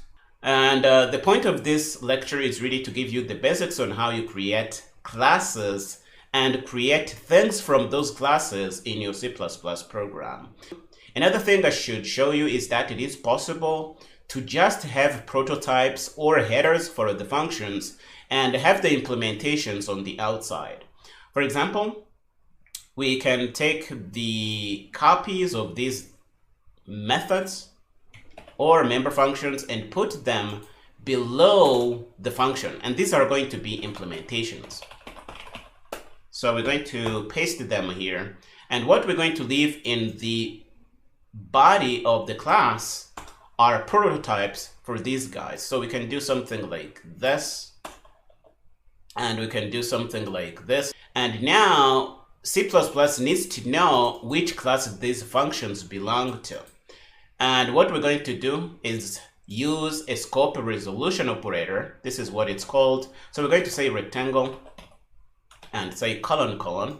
This is going to tell the compiler or C++ that the setWidth function we are implementing here belongs to the rectangle class. And this is a scope resolution operator. Okay, I want you to get this. We're going to do the same for our set height, and we're going to do for get area. And now we can compile the program. Don't forget the const here. Again, this means that the function here can't modify anything inside the class here. It can't modify any member variable. Again, this means that you can't go through this member function and modify anything about the object here or the class instance.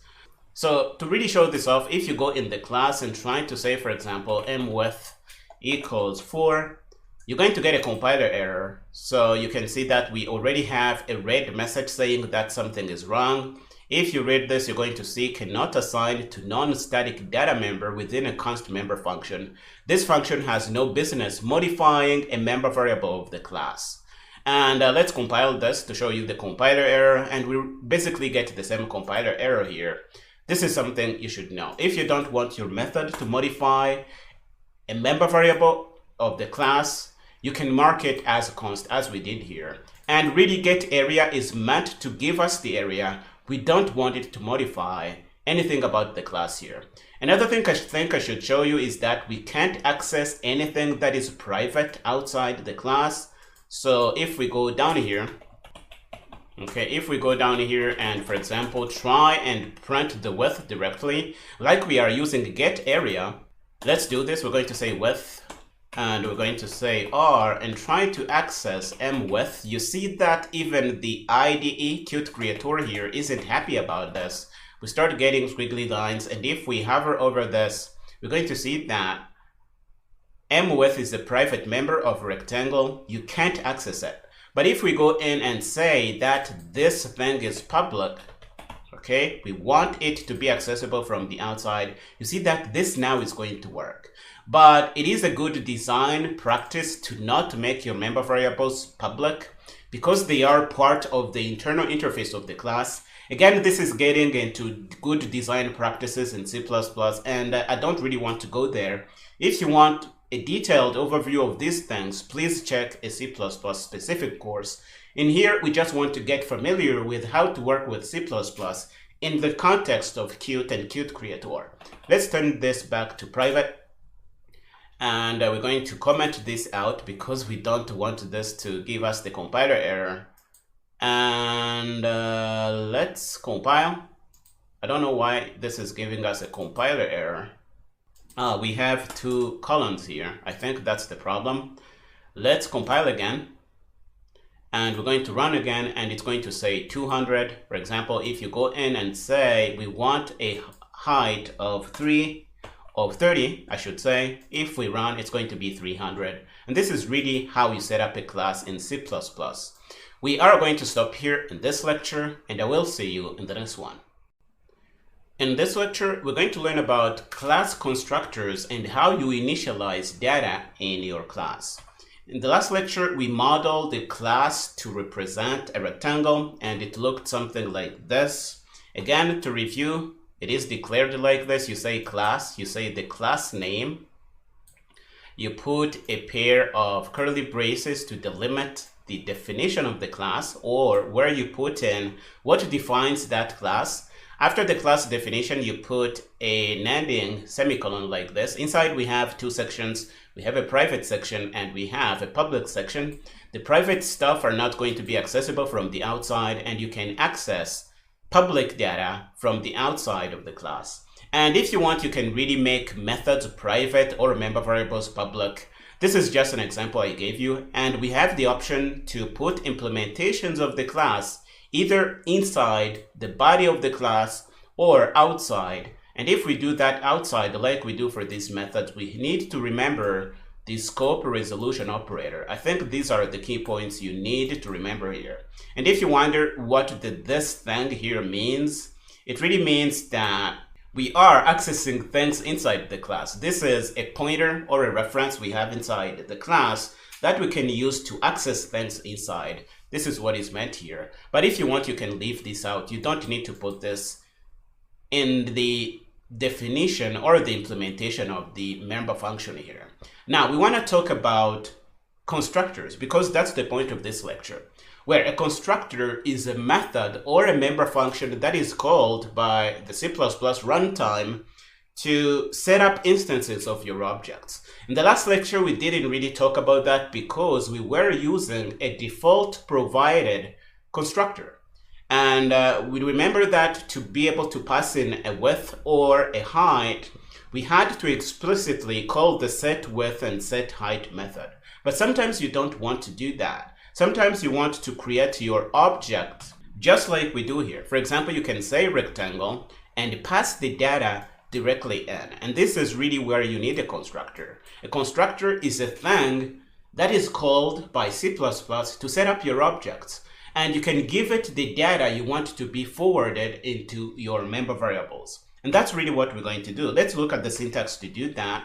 For the rectangle class, a constructor is a member function or a method that has the same name as the class. It has no return value, but it can take parameters. For example, here we are setting up a constructor that doesn't take any parameter. This is really like a default constructor, but we can also set up another constructor that takes two parameters to allow us to pass in the width and the height. And you see, we still have our private section here. Let's look at how you set up the implementations for this. You can do the implementations on the outside like you see here. And again, you have to remember the scope and resolution operator. And inside, you're going to do whatever you do inside the class here. Okay, below here, you see one way we can set up our constructor that takes two parameters. We're going to pass them as parameters to the member function or the constructor here. And then we're going to be forwarding them into each member variable through the this keyword here. Don't really care too much about the this keyword because at this point it's going to confuse you if you are not familiar with C++. But I would recommend at least reading about this online. If you search, you're going to find many references. If you need details, instructions on how to use this, I would recommend checking out a C++ specific course. So here is another way you can forward data inside the members of the class. And this is called an initializer list. You specify the member variable and then you specify what you want to store in, and this is going to work. And again, if this is confusing, we're going to show you how to use this in QThread in a minute. Here is how you can set up a box class. And this is going to be interesting because now we're going to have a member variable, which is a type we built ourselves. You can think of a box as something like this. So you can have the base of the box. Okay, if I can draw this, let's do something like this. And we're going to have the sides of the box like this. Okay, you can do something like this. And this is the base. You can think of this as the width. Okay, you can think of this as the length.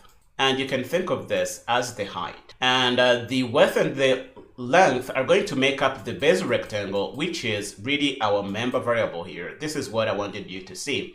Now we can do something interesting. We can get the volume of our box, and we get the volume by getting the area of the base rectangle and multiplying that with the height. This is something you can do. And you can see our constructor, which takes a width, a length, and a height, and it's going to forward them into our member variables using what we call an initializer list. Okay, this is an initializer list here, and you can do something like this. Once we have the box class, we can create objects of it, and we can get the area of our rectangle, and we can get the volume of our box. This is really how you use constructors. I realize if you are not familiar with C++, this is going to be a little bit confusing. But we're going to head over to QThread and try to set up these examples so that you can really understand what is going on here. Here we are in QThread. We are going to create our project, which is going to be a plain C++ application again. We are going to give this a name and store it somewhere on the drive. Hit next. It's going to be a CMake based project, and we want this to be using the MinGW kit as usual. We're going to not use get, and we're going to finish. And the first thing we want to do is to set up our rectangle class. It's really not going to be very different from what we did in the last lecture. We're going to say class rectangle as we do here. Let's make sure these things are aligned properly. And these are going to be our constructors. And again, as we saw in the slides, a constructor is a member function that has the same name as the class name. You see they are named rectangle. It doesn't have a return value. Okay, doesn't have a return value, but it can take parameters depending on what you want to do. So this one takes no parameters, and this is actually called a no param constructor in some literature. We can also set up constructors that take parameters if we really need that. In this case, we take 2 parameters. And now, whenever we want to create an object, these constructors are going to be activated, but we don't have implementations for them here. What you can do, I think, first I'm going to show you how to put the implementations in the class itself. So the default or the no parameter constructor here is not going to do anything because we didn't really have any parameter. So it's just going to be called to initialize the member variables with some junk data. That's what's going to happen. But the other constructor here is going to pass the data in. So what we can do, I think we need to change the naming convention here to be consistent with what we had in the last lecture. So let's do m width and m length here. And yeah, I think this is going to do. So we are going to go in the body of the 2 parameter constructor here and say, we're going to put in a body, which is going to be delimited. We don't need the semicolon here. I think this is the problem we have. I am struggling here to get my IDE happy. So we're going to set up m width, and we are going to assign a value of w, which is what we're going to get from the parameters here. And we're going to say m height equals h. M length. Sorry for this. I am messing up here. So let's say L. And this is going to pass the data in our member variables here. So what we can do, we can include IOStream to be able to print stuff. And we're going to say stdcout no param constructor called. We can do something like this. And we're going to say 2 param constructor called here. And this is going to be allowing us to see when any of these constructors is called.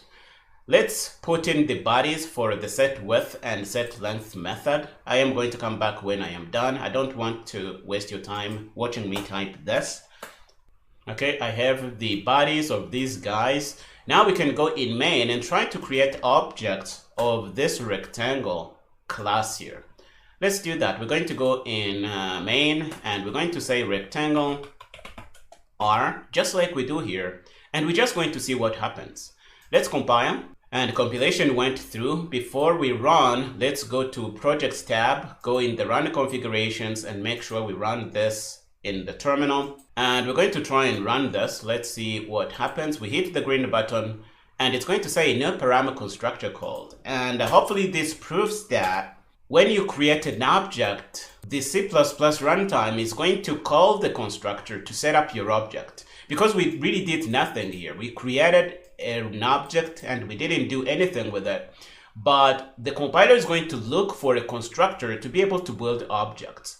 So even if you didn't have any constructor in here, let's say for example we do something like this and we comment out all the constructors and try to create an object, this is going to work, but it is going to call a compiler provided constructor that is put in place if you don't have any user declared constructor.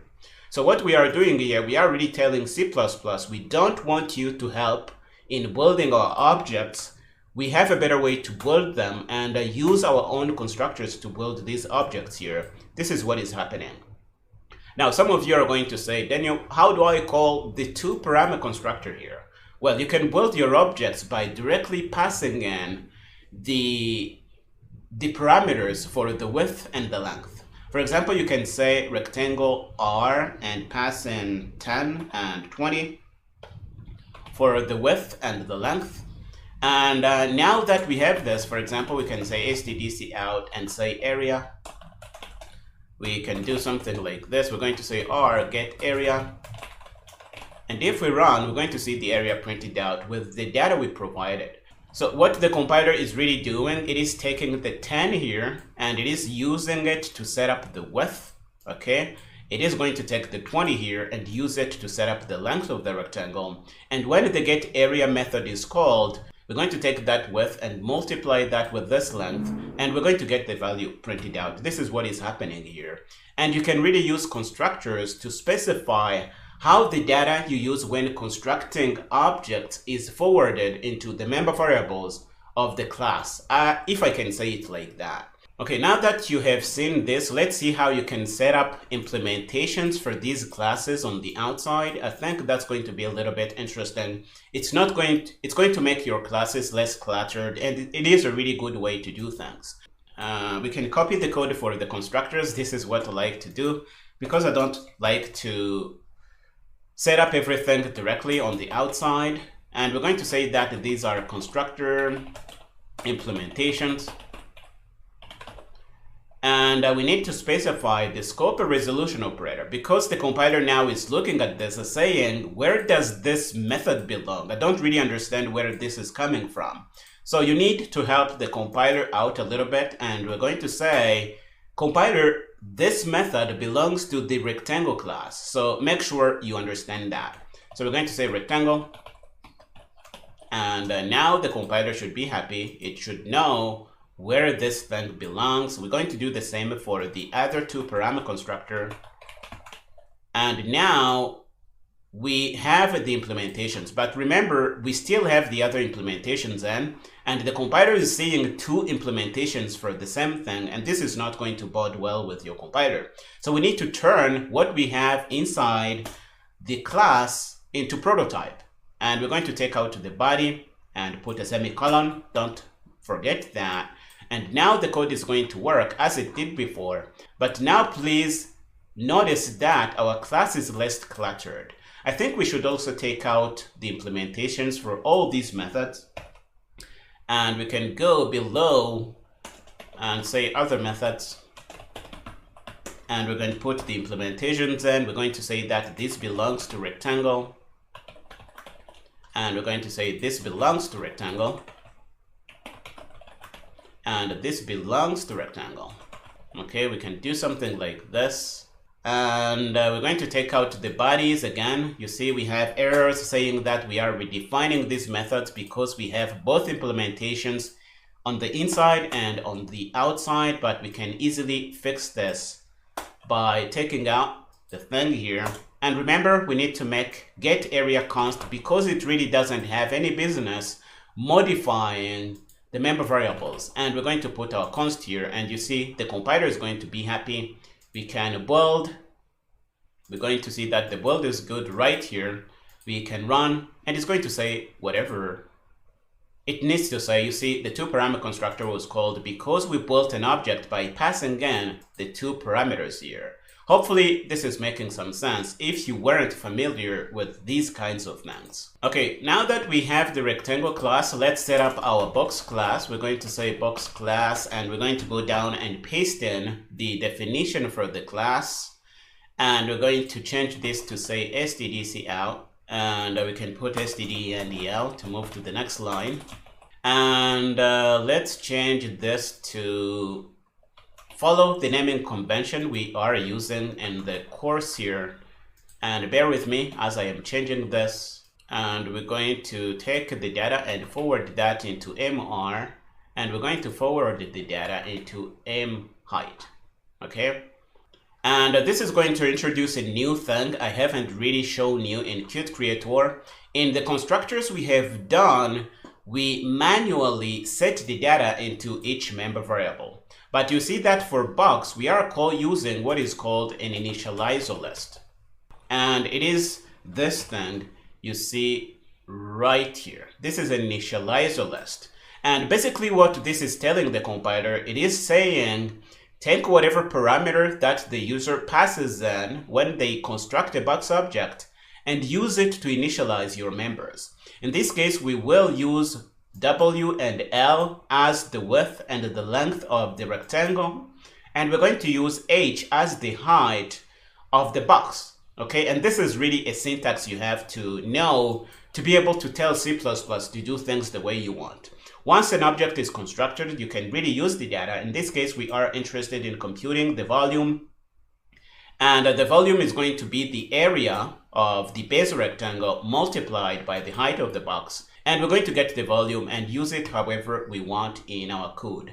Let's go in and let's look at our rectangle. This says get area. This is not our naming convention, so we're going to say get area here, and we're going to go out and say get area. Where is that?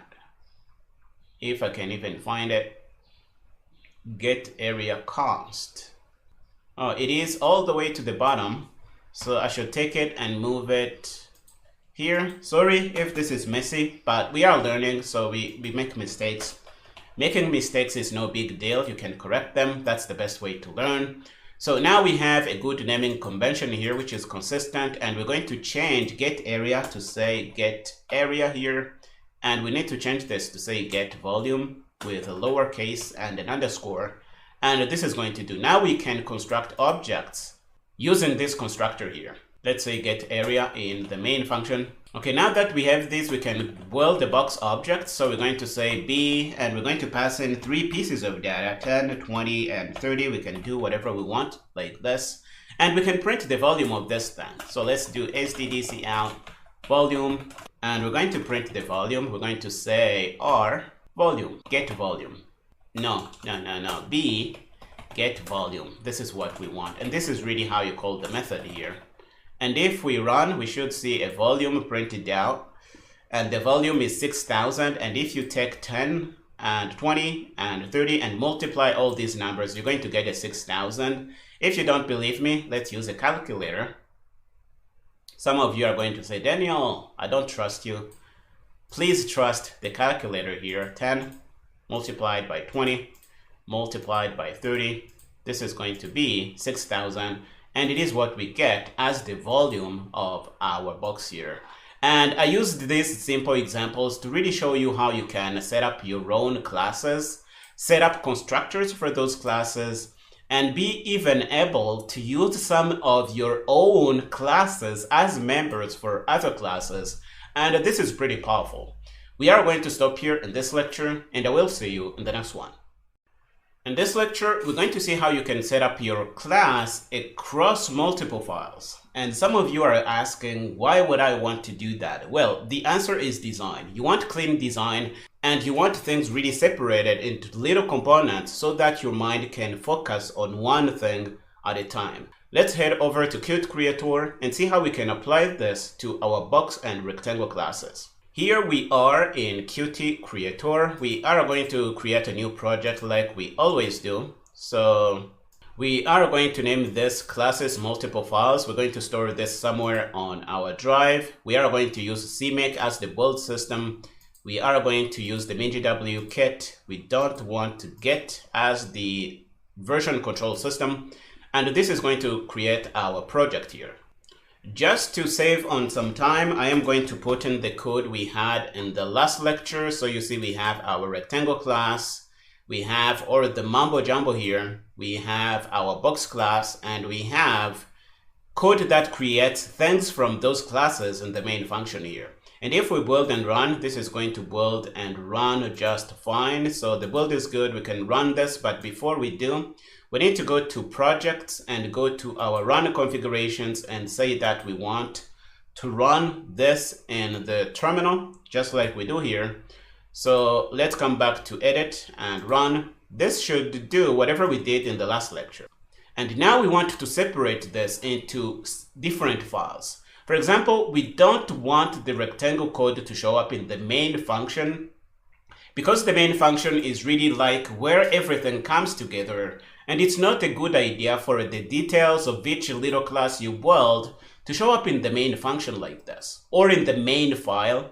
And the main file happens to be the file that contains the entry point, which is the main function here. So let's create a few other files.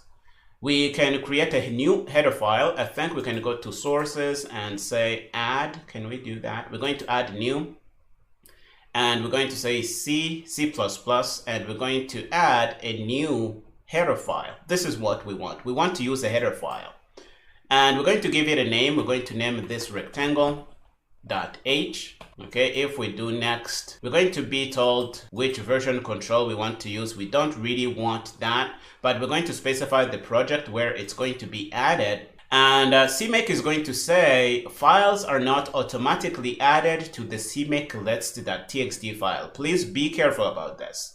So you can copy the path to the file and add it to the CMake list.txt file. And the window here is asking if it can copy this to the clipboard. So we're going to say yes. Okay, so that's going to be copied. And we are going to say that our executable also depends on that header file. Okay, and that header file is named rectangle. This is something you need to do with CMake. It is a little bit inconvenient, but any file that you create needs to show up in the add executable command here. At least if you don't know CMake, if you don't know any details about CMake, please understand it this way.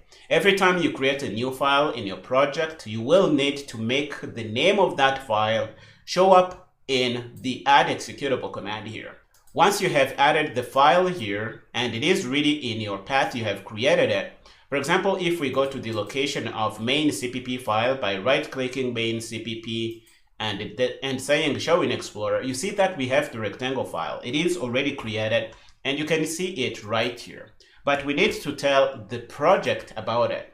So once we have it, we're going to put that in the add executable command, and we're going to come to build and say CMake. We're going to run CMake again, and CMake is going to reprocess the project and see the file here. You can see that it is now part of our project. Now, what we have on top here is called an include guard. It is a way to guard against one file being included multiple times in the project. If you don't know about this, please check out a C++ specific course. What we're going to do here, we are going to take any rectangle related code and move that into our new rectangle.h file. So we're going to grab class rectangle and everything that belongs to rectangle really. We're going to take everything from get area. We're going to go up to the point where we say class rectangle. We're going to cut all this out and we're going to put this inside the rectangle.h file. Okay, and you see we are using stdcout here and stdendl. So for this to work, we need to include iostream. Let's include that here and align this a little bit. And you see that we have everything related to rectangle in an outside file. Now you are asking, how do I get the contents of this file in the main CPP file so that I can use that? Because you see right now, the compiler is going crazy saying, I don't know what rectangle is, because you have taken out everything about rectangle and put that in another file. To bring that in, you just include the header that we just set up. So let's say rectangle.h. And the moment we do that, the compiler is going to know how to create rectangle objects. And if we run our code, it's going to run like it did before, but you see our main CPP file is much cleaner. Well, we can do the same for box here. Let's do that. We're going to add a new. We're going to go to the project. I think you can select the project here and say add new. We want to add a new header file. The name is going to be box.h because this is going to take the code for a box. We're going to hit next. We don't want get, and we're going to finish, and we're going to copy the path to the file, and we're going to add that in our add executable command here. And at the moment we do that, we need to rerun CMake so that it knows about this new file here. Again, the file is showing up in our directory, but CMake doesn't know about it yet. To let CMake know about it, we need to build and run CMake again. And when we do that now, it knows about box. And we can go in main and take out everything related to box. We're going to cut all this out and make sure this is a little bit clean. We're going to put the code within these two sections, the lower thing here and the upper thing. And we're going to put our class in here. And again, we are going to include IOStream before we set up the class because we are using stdc out inside. And this comes as part of the IOStream library, if I can say it like that. So IOStream, and we have box. We also need to include rectangle because we are using rectangle. And now you see that if I include things I have created myself in the project, I am using quotes around here. And if I include something that comes as part of the C++ language or the C++ standard library, I use angle brackets like this, and this is a syntax that is used by C++. You should remember this. I think if you do angle brackets, it's going to work, but it is really good to differentiate things that come. It's not going to do that with this version of the compiler. This is interesting. So for things you create yourself, you will need to include using quotes like this. For things coming as part of the C++ standard library, you will need to use angle brackets like this. And IOStream is part of the C++ standard library. Now we can go to main and include box. And we're going to use quotes. I think that's the problem here. Again, notice the little syntax details here. You don't put a semicolon after include. If you do that, you are going to get a compiler error. If you are ever confused about this, you can check out the source code for the code. You're going to see all these little details here. But the point I am making here is that now our main file is very clean. We don't have the details of box and rectangle in. We can just include those things. And what the compiler is going to do, it's going to copy the code from box and paste it in this place here. It's going to copy the code we have inside this header file for rectangle, and it's going to paste that right here. And it's going to be like we had defined those classes right in the main function. But from the perspective of the developer, it's going to be really easy to think about these things. Your files are not going to be cluttered with details you don't really need at that point. Right here, what we really need is to create rectangles and manage boxes. We don't want to go into the details of what a box is or how a box is set up. We don't really want to worry about this here. All we want is to use a rectangle in the box. And this is really clean design. You should use this as much as you can in your career as a C++ developer. Now, before I let you go, I want you to see that we can even go further. You see, we have the implementations for these things in these class definitions. And this is really not good design. Again, we see set with and whatever, and they are showing up in the header file. We don't want this. One thing we can do, we can set up separate CPP files to contain these things, and our headers can be even much cleaner. All we really want when we look at the header is the class definition, what the class is, but we don't want to see the implementation right away. And we really want our headers to only contain things like this. So what we can do, we're going to create two files. Let's do that. We are going to add a new. Now we're going to add the source file. Okay, bear with me. And that's going to be rectangle for rectangle. And it's going to be a CPP file, meaning that it is a source file for C++. We don't want to get. And we want to finish, and yes, we want to copy the path to this, and we want to manually paste this in our CMake list.txt file. And one thing you can do with CMake is that you can put these things on different lines to make it a little bit easier to follow. So you can do something like this, and I like to do this all the time. And we're going to add a new file for box, so add new source file, we're going to make this box.cpp, and we're going to do next, and we don't want get here, and we want to copy that and put that in the CMake list.txt file. Now you see that we don't have these sources files, but if we build and run CMake again, we're going to have them show up. Now what we can do is go to rectangle. We're going to start by rectangle, and we're going to take out all the implementation details. So let's do something like this. We're going to cut them out, and we're going to put them in rectangle CPP. But before we do that, we need to include rectangle.header, and we need to put the implementations here. Now you see that our header is much cleaner, and the code is going to run like it did before. Let's compile and really prove this to you. You see the build is good. We can run it, and it's going to do whatever it did before. So this is really a good way to make your code much cleaner, to separate things into different files and really focus on the details that you need at the moment. If we are in the main CPP file, we really want to build these objects. If we are in the rectangle header file, we want to see a glimpse on what a rectangle is or what makes up a rectangle. But we don't really want to see the details. So if we want to see the details, we can go to the CPP file and see all the details we want. And our code is much cleaner and well designed. So let's do the same for the box class.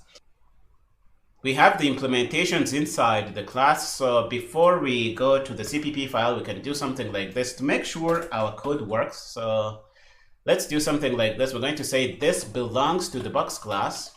Okay, we put in a scope resolution operator, and we're going to say this belongs to the box class, and this is our scope resolution operator. We're going to take out the bodies, and we're going to take out the body here and put a semicolon. I think we need that. So we're going to take out everything here. The initializer list is going to show up in the definition, and this is a chance to see how this works. Again, if you are confused about these syntaxes, please look at the code here, and you're going to see how to set these things up. When I was getting started, the initializer list syntax here was really cumbersome and hard to understand, but the more you look at it, the easier this is going to become. One thing you should note here is that the initializer stuff has to show up where you have the body of your constructor. You see, we don't have that in the prototype that we have in our rectangle class here. Let's compile and see if this actually works. You see, the time is literally 00. And if we run, we're going to see that this works. Now we are ready to move the implementations here in the box CPP file. So we're going to grab everything, go in the box CPP file, include the header, and we're going to put the implementation here. Now our box header is much cleaner, okay? It just has the class definition, and we don't have all the clutter that we don't need. So let's go to box H. Why does it need rectangle? Because we have the rectangle member variable here. And let's compile and run, and the code is going to work. And this is really all we had to learn about in this lecture, seeing how we can separate our code into different files, and this is going to make our design much cleaner. We are going to stop here in this lecture, and I will see you in the next one. In this lecture, we're going to look at the build process that programs go through to go from source code to binary executable form. And we start with a bunch of source files. Here we have a few examples. We have a header file for rectangle, like we have been doing all along.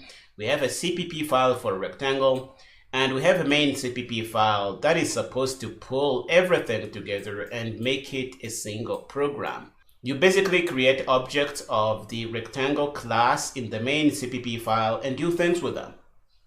Now, when you kick off the process to build your program, the first thing that happens is header files are included in the CPP files. And what that does, it is going to copy the rectangle header file wherever it is included in the main CPP file. And you're basically going to have a copy of this. After the copying of the header files, you're going to end up with a situation like this. You're going to end up with a CPP file representing the rectangle class, and the main CPP file that pulls everything together. Now, after this, we are going to compile the program. What we just did before here is called pre-processing. And after pre-processing, we're going to end up with two files, rectangle.cpp and main.cpp. After this, we're going to initiate the process to transform each of these files into binary format. And that's what we call compilation. So every file is going to be turned into binary form, and we're going to end up with rectangle.obj and main.obj, which are really object files. After this, the compiler is going to hand over the job to a linker, and the job of the linker is to bundle everything together. We're going to have a bunch of object files. Here we have only 2 object files, but in a real application, you may even have hundreds of object files that make up your application. It is the job of the linker to link up those things and generate the final binary executables that you can run on whatever operating system you are targeting. So we have 3 phases: pre-processing, compilation, and linking. Linking happens at this stage, and this is something I really want you to know. Now, why do we care about these 3 phases: pre-processing, compilation, and linking?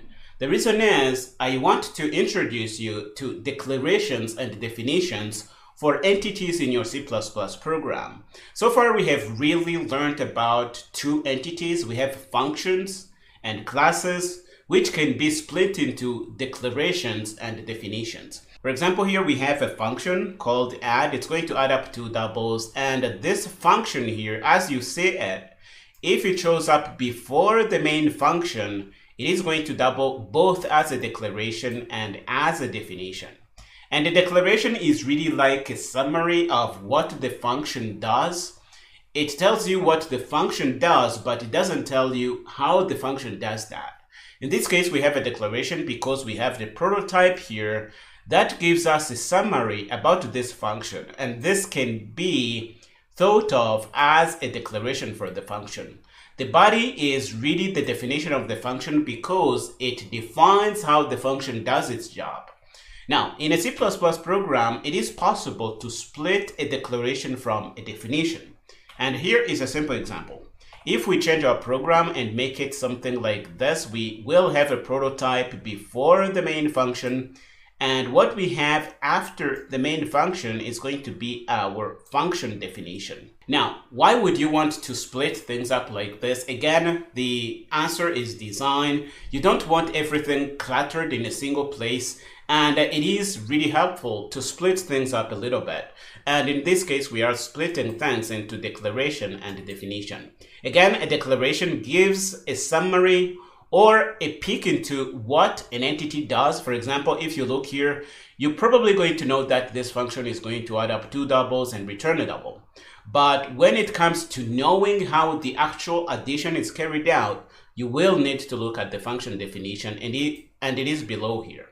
Now that you know about declarations and definitions in the context of functions, let's talk about how that plays out with our build process. Well, in the compilation phase, when you are turning your sources into object files, the compiler is only going to need declarations for your entities. If it is a function, you will need the declaration for the function. The compiler doesn't really need to look at the implementation or the definition. The definitions are going to be needed when you hit the linker stage. And if the definitions can't be found, you're going to get errors like undefined reference to something. It is possible to compile in 2 steps. The first step is going to generate object files, and this is going to work even if you don't have your definitions or implementations in. But the linking phase is going to fail if you don't have those implementations. I want to be able to show you how you can split these things up because that would require me to go and look at how each compiler does things. You're going to have to trust me on that. But what I really want you to keep in your mind is that at the compilation phase, the compiler is going to need your declarations.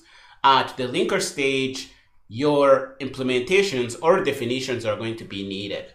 And if at the compilation phase you don't have your declarations in, compilation is going to fail.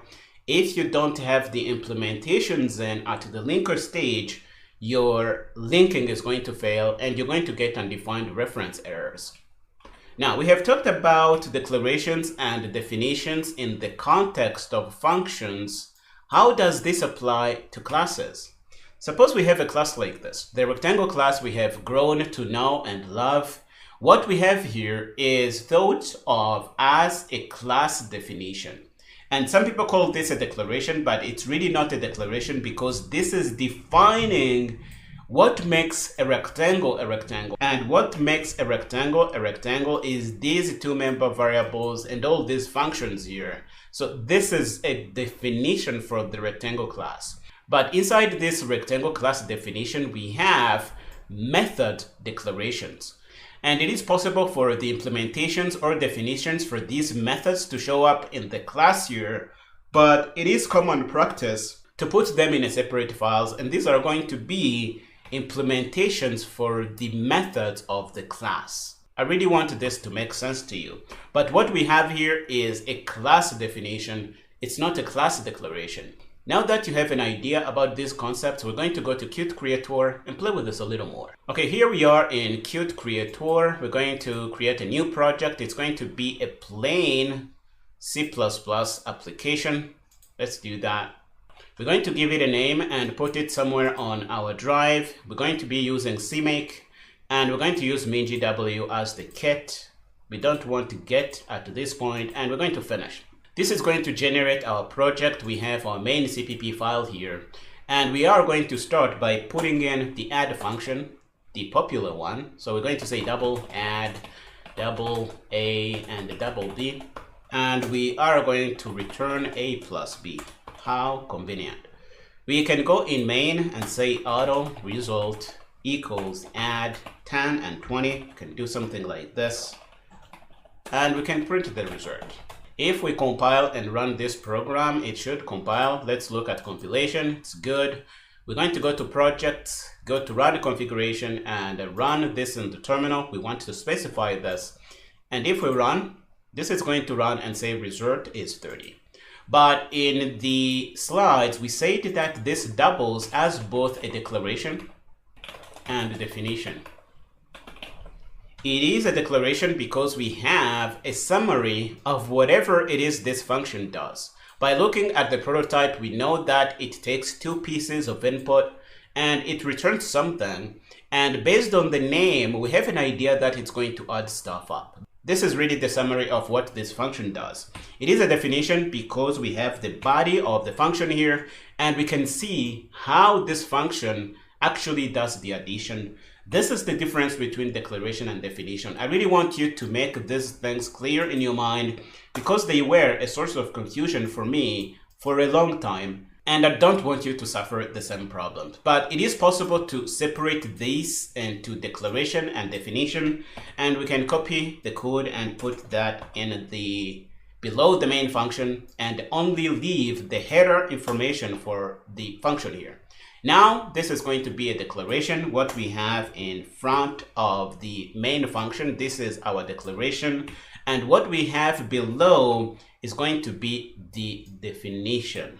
Let's take out the text here and say that this is a definition. And now I want you to see what happens if you forget either of these. For example, suppose we forgot to put in this definition here, this declaration, I should say, and we can comment it out. And the moment we do that, you see that this is going to fail because at compilation, the compiler is going to be looking for the declarations. And what is really happening here is the compiler is saying, I don't know what add means. It's saying use of undeclared identifier add, and this is code name for I don't know what this add thing is. You didn't declare it, and I am going to throw a compiler error. If we compile, we're going to get the trusty compiler error, and it is the same thing we saw, and it shouldn't do this. Now, what happens if we have the declaration in, but we don't have the definition in place? Let's see what happens. We are going to get a weird error.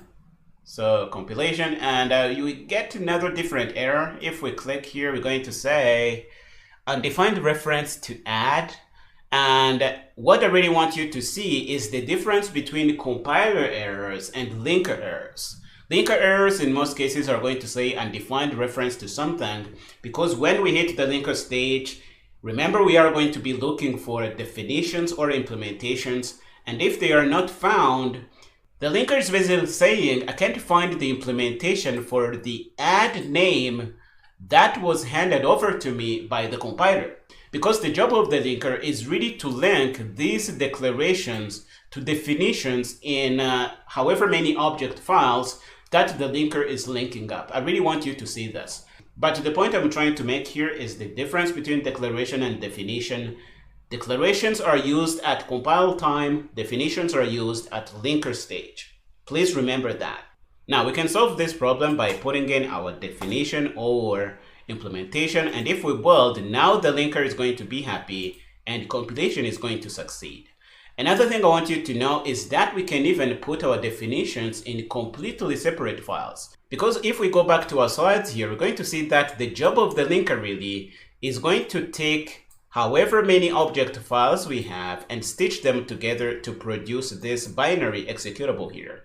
So it is possible that we have a declaration in the main CPP file, but the definition for the add function, for example, lives in another file, and the linker is going to link these things up. So it is basically going to say, for this declaration I have here, I am going to call the implementation I have in this CPP file.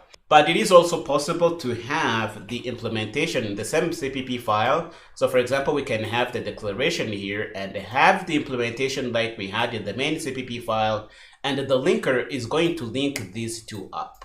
So now we're going to see how we can put the definition in another CPP file.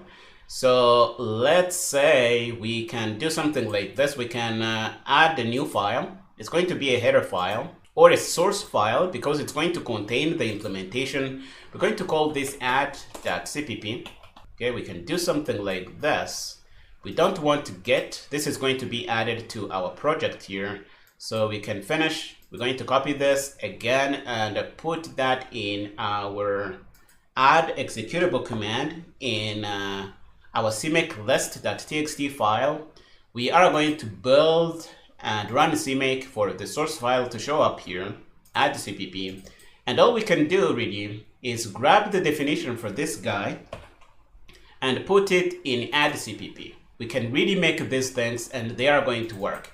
Now we can go in main. You see we don't have the definition here, but the definition is in some other CPP file. If we build, we're going to build fine, and if we run, the code is going to work. And now we have put our implementation in another CPP file, and I really want you to see this. So declarations and definitions are things you need to be aware of. Declarations are used by your compiler at the compilation phase. Definitions are used by your linker when the linker is busy linking up declarations and definitions. If the compiler can't find the declarations, it's going to throw a compilation error. If the linker can't find the definitions, it is going to throw a linker error. And a common linker error is undefined reference to something. And when you have forgotten your definition, you're going to look for whatever is undefined and you're going to put it in your project and the computation is going to work. This is really all I had to share in this lecture. I hope you found it interesting. We are going to stop here in this one and I will see you in the next one. In this lecture, we're going to start and focus on the graphical user interface side of the Qt framework, and we're going to set up a simple GUI application, and we're going to respond when a button is clicked. So when a button is clicked, we're going to show a pop-up message, and we're going to do something like this. The user is going to be given this message, and they can click OK to get the button to go away. And we want to get familiar with the workflow of creating widgets and graphical user interfaces with Qt. Once we do that in this lecture, in the next one, we're going to do a GUI version of the number guessing game that we did earlier, and that's going to be really cool. Let's head to Qt Creator and do this. Here we are in Qt Creator. We're going to close whatever we don't need here, and we are going to create a new project. This time, we're going to create an application Qt. It's going to be a widgets application, and we're going to choose. We're going to give it a name and store it somewhere on the drive, and we're going to hit next. It's going to be using CMake as the build system. It's going to be a widget application. I hope you remember this from the earlier section that we did, and we want to use the kit for MinGW64, and we don't want get, and we're going to finish. This is going to create a graphical user interface application. Let's wait for QThread to set up our project. You see, we have a bunch of header files, we have a bunch of source files, and we have the UI form. I hope you remember this. If you go to the CMake lists.txt file, it's really going to glue together everything we have in our project. And the main focal point is really where we put in all this information here. We have the main CPP file, we have the widget CPP file, we have the UI form file, and we are storing these guys in a CMake variable. This is a CMake variable they are setting up. And below, they are going to say add executable to create an executable. I think they are going to do that. You see, it's done here. And we are going to link our executable to the Qt widgets module, all the Qt widgets library, if I can say it like that. This is what is happening here. But if you want to really go in details on what is going on here, you will have to learn CMake. But you don't really need to be an expert to be able to use Qt. You can just do what we are doing here and learn things as you go in CMake. So our project is made up of a widget class. This is really what I want you to see. Now, if you didn't know about classes, these things must be starting to make sense. You can see that our widget is a class. It is a class we are creating here. And this class is going to be stealing features from the QWidget class. And this is inheritance, something I haven't covered because it's a little bit advanced. If you want to learn about inheritance, you can check out a C++ specific course. But here we are basically saying the widget class is going to be building on top of the QWidget class. And if you want to know what QWidget is, you can go to the documentation. You can either select QWidget here and hit F1. That's going to take you to the documentation, and you can hit open in help mode here. The little thing you see on top. I want to highlight this because some people are not going to find it. If you hit this, it's going to open the help mode and you can read all you want about the widget class. This is a basic class that allows us to show something on the screen in the Qt framework. So here we're going to put in our member variables. The UI pointer you see here is really our connection to the UI form. And we will be using this UI pointer to access things we have declared on the UI form here. And the way Qt and QThread work is when you click the build button here, Qt is going to run what is called UIC, which is the user interface compiler, and it is going to transform this UI file into a CPP file, which has information about the components we have on the form here. And here what we are doing, we are creating an instance or a member variable of the class representing the UI form here. And we can go through the UI pointer to access stuff we have on the UI form. It is going to make sense in a minute when we start creating things.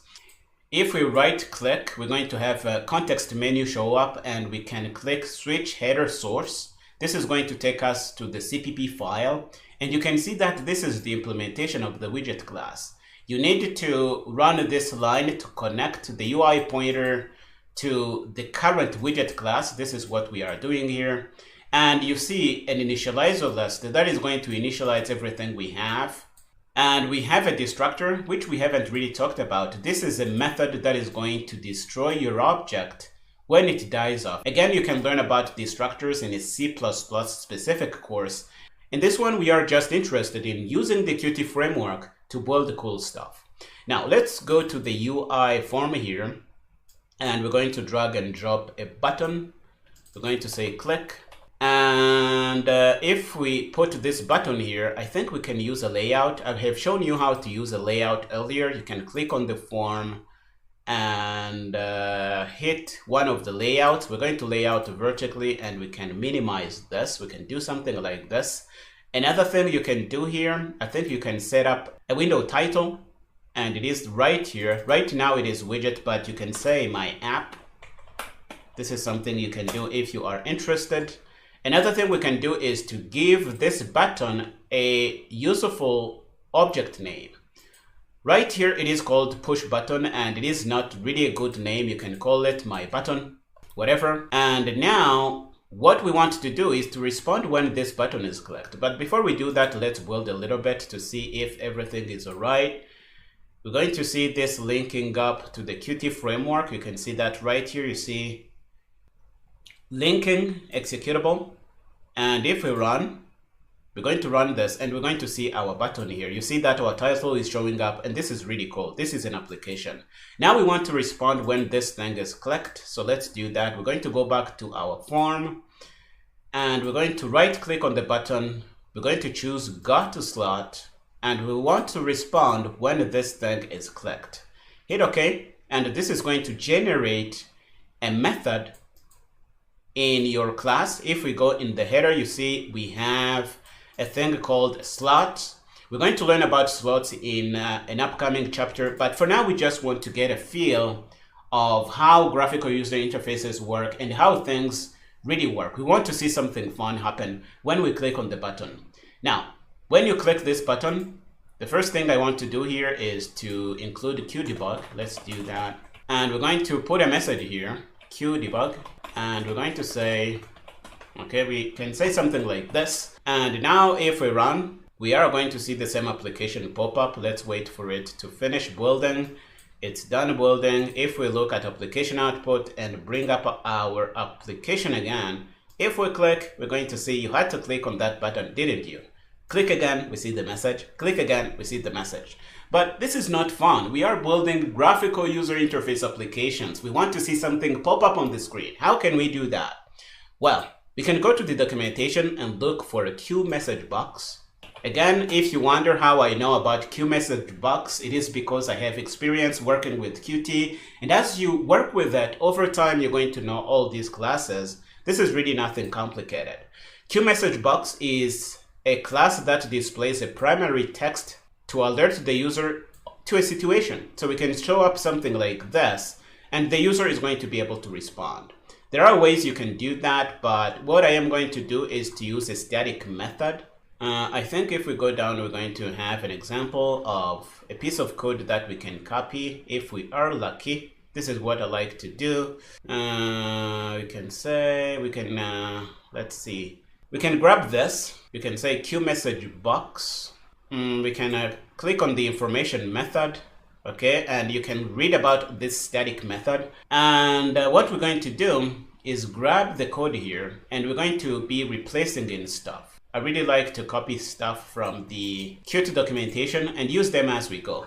Before we use the class, we're going to include QDebug. I just copied the code from the documentation, and I am going to paste this in our file here. So let's include the Q message box. We just want to do something fun here. Don't worry if you don't understand what is happening. We're going to have a chance to learn about all this.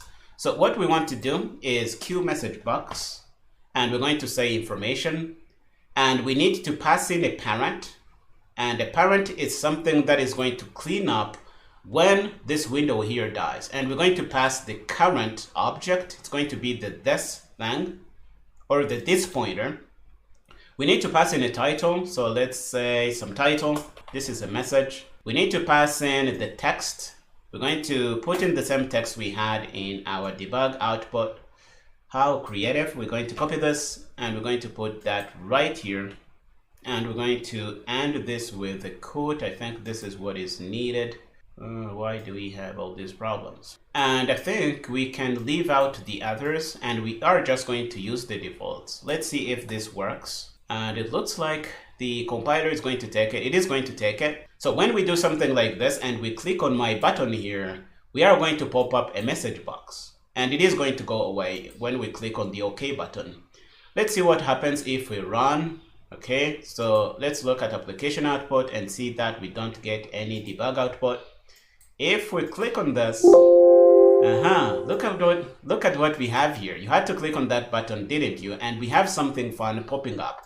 If you want, you can catch the result of the message box here and do whatever you want with it. And how do I know that? Again, this is going to return an integer. It's going to return the identity of the standard button that was clicked. And don't worry about these identities and whatever. We're going to learn about these things as we progress. But now you have a graphical user interface that has a button, and you can respond when that button is clicked. And this is really cool. This is an example that is supposed to help you transition from writing console applications like we did before, and we're going to start and do graphical user interfaces starting from here. We are going to stop here in this lecture, and I will see you in the next one. In this lecture, we are going to build a graphical user interface version of the number guessing game that we did before. If you went through this chapter, you have seen a lecture where we built a game like this, and it was really fun. But now we know a little more about graphical user interfaces, and it is high time we buffed this up and made it a graphical user interface application.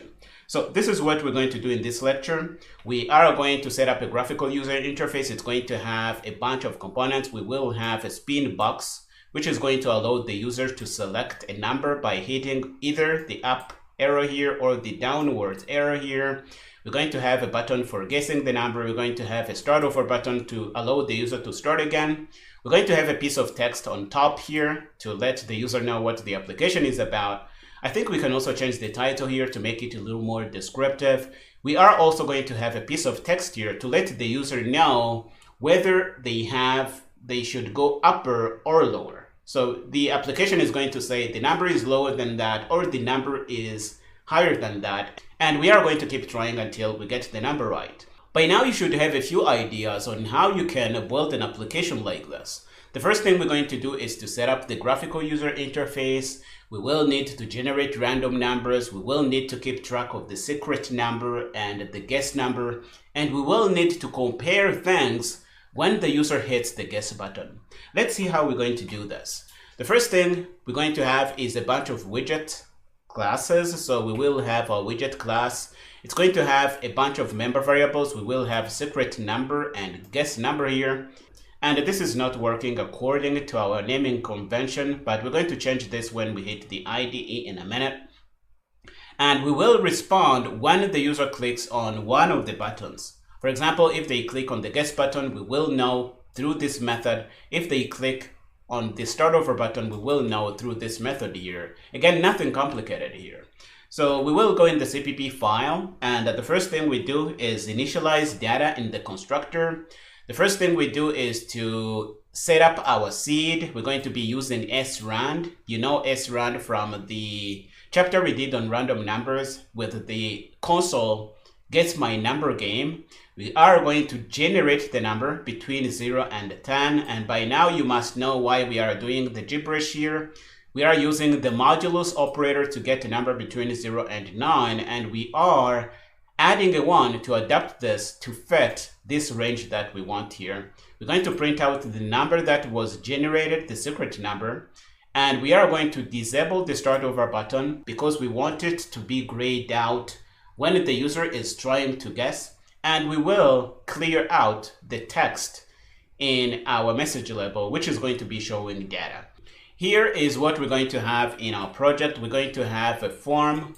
The user interface compiler is going to turn this into C++ code, and we will have a UI pointer in our project that we can use to connect what we have in our widget header and widget CPP file to the code that was generated for the form here. I really want you to understand this. Now let's look at what happens when the user clicks on the guess button.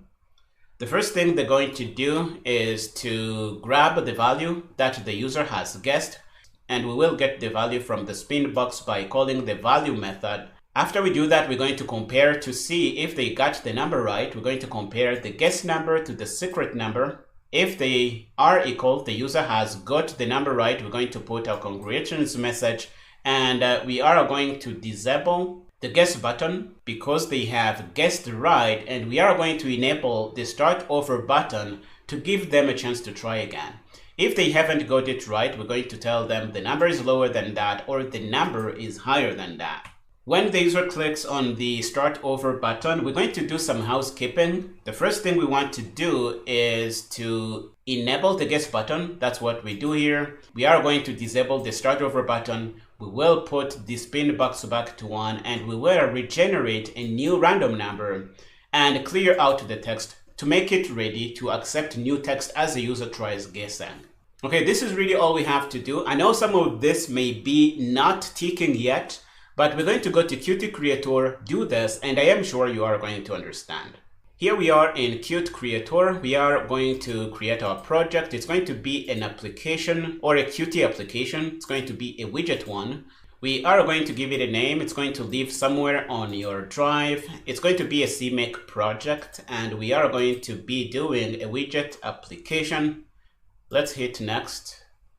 And next again, we want to choose the kit. Next, we don't want get, and we are going to finish. This is going to generate our project. Let's wait for it. And if we look, this is really the usual stuff. We have a header, which is going to be inheriting from QWidget. We have our UI pointer. If we look at the CPP file, we are going to connect the current code to the code that was generated as a result of compilation of the UI file into C++ code.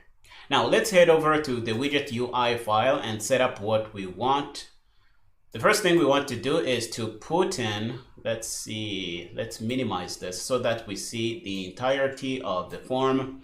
The first thing we want is a bunch of labels. So let's say label here, and we're going to drag a label on top, and we're going to put a label to the bottom. This is going to be the message label, and this is going to be the title label. Let's say title. Okay, so we have this and we want a spin box. Let's grab a spin box. Just do what I do, because at this point I don't expect you to be familiar with these things. So let's do number spin box. That's the name that we want to give to this thing. It is a good idea to name your components as you put them on the form here, because the names can get messed up pretty quick. For example, if you put a second spin box here, you're going to see the first one is going to be spin box. The second one is going to be spin box 2. And the moment you start having many of these, it's going to be really crazy to keep track of these names. So name your things here. We're going to name this number spin box. I think this is going to do. What else do we need? We need a bunch of buttons. So let's do button. And we need the guess button. Okay, so we're going to name this guess button here. And we're going to set up a start over button. We're going to start over, and we're going to name this start over button. I think this is going to do. Guess button, start over, and this is what we want. Now what we want is to lay out these things accordingly, but before we do, let's make sure the spin box can go only from 1 all the way to 10. I think we have a range configuration here. So let's look at here. If we have a minimum is going to be 1. We want to make this a 1, and the maximum is going to be a 10. We can configure this. Even if you want, you can configure these things in code. And if you want to know all the details about the spinbox class, you can go to help and say Q spinbox, and you're going to have all the information about it. It is a component that allows you to choose values between a given range. This is really all it does here. So we are using that in our form to set up our number guessing game. Another thing we want to do, we want to set the title for this guy. So let's say guess my number if I can type. And we're going to change this to say guess my number. Okay, we can do something like this and expand it. I don't think we need to put some text here, but let's just leave the here to be able to see it on the user interface. We're going to clear the text later. Another thing you can do is to go to the label here and change the font. I think it's possible to do that. If we go to font, as you see right here, we can click on the 3 dots. We can change the font. We can make it a little bigger. You can see it's going to be this big. Let's make it 24. You can make it bold or whatever. We're going to click OK. And we are going to resize this a little bit. I think we can do that. Let's make sure we can see the entire thing. Guess my number. And we can put the things below here. Let's select the spin box, the guess button, the start over button. We're going to put these guys in a horizontal layout. And we are going to click on the form somewhere empty on the gray area here. And we're going to put everything in a vertical layout. We're going to lay out vertically. And we can resize this.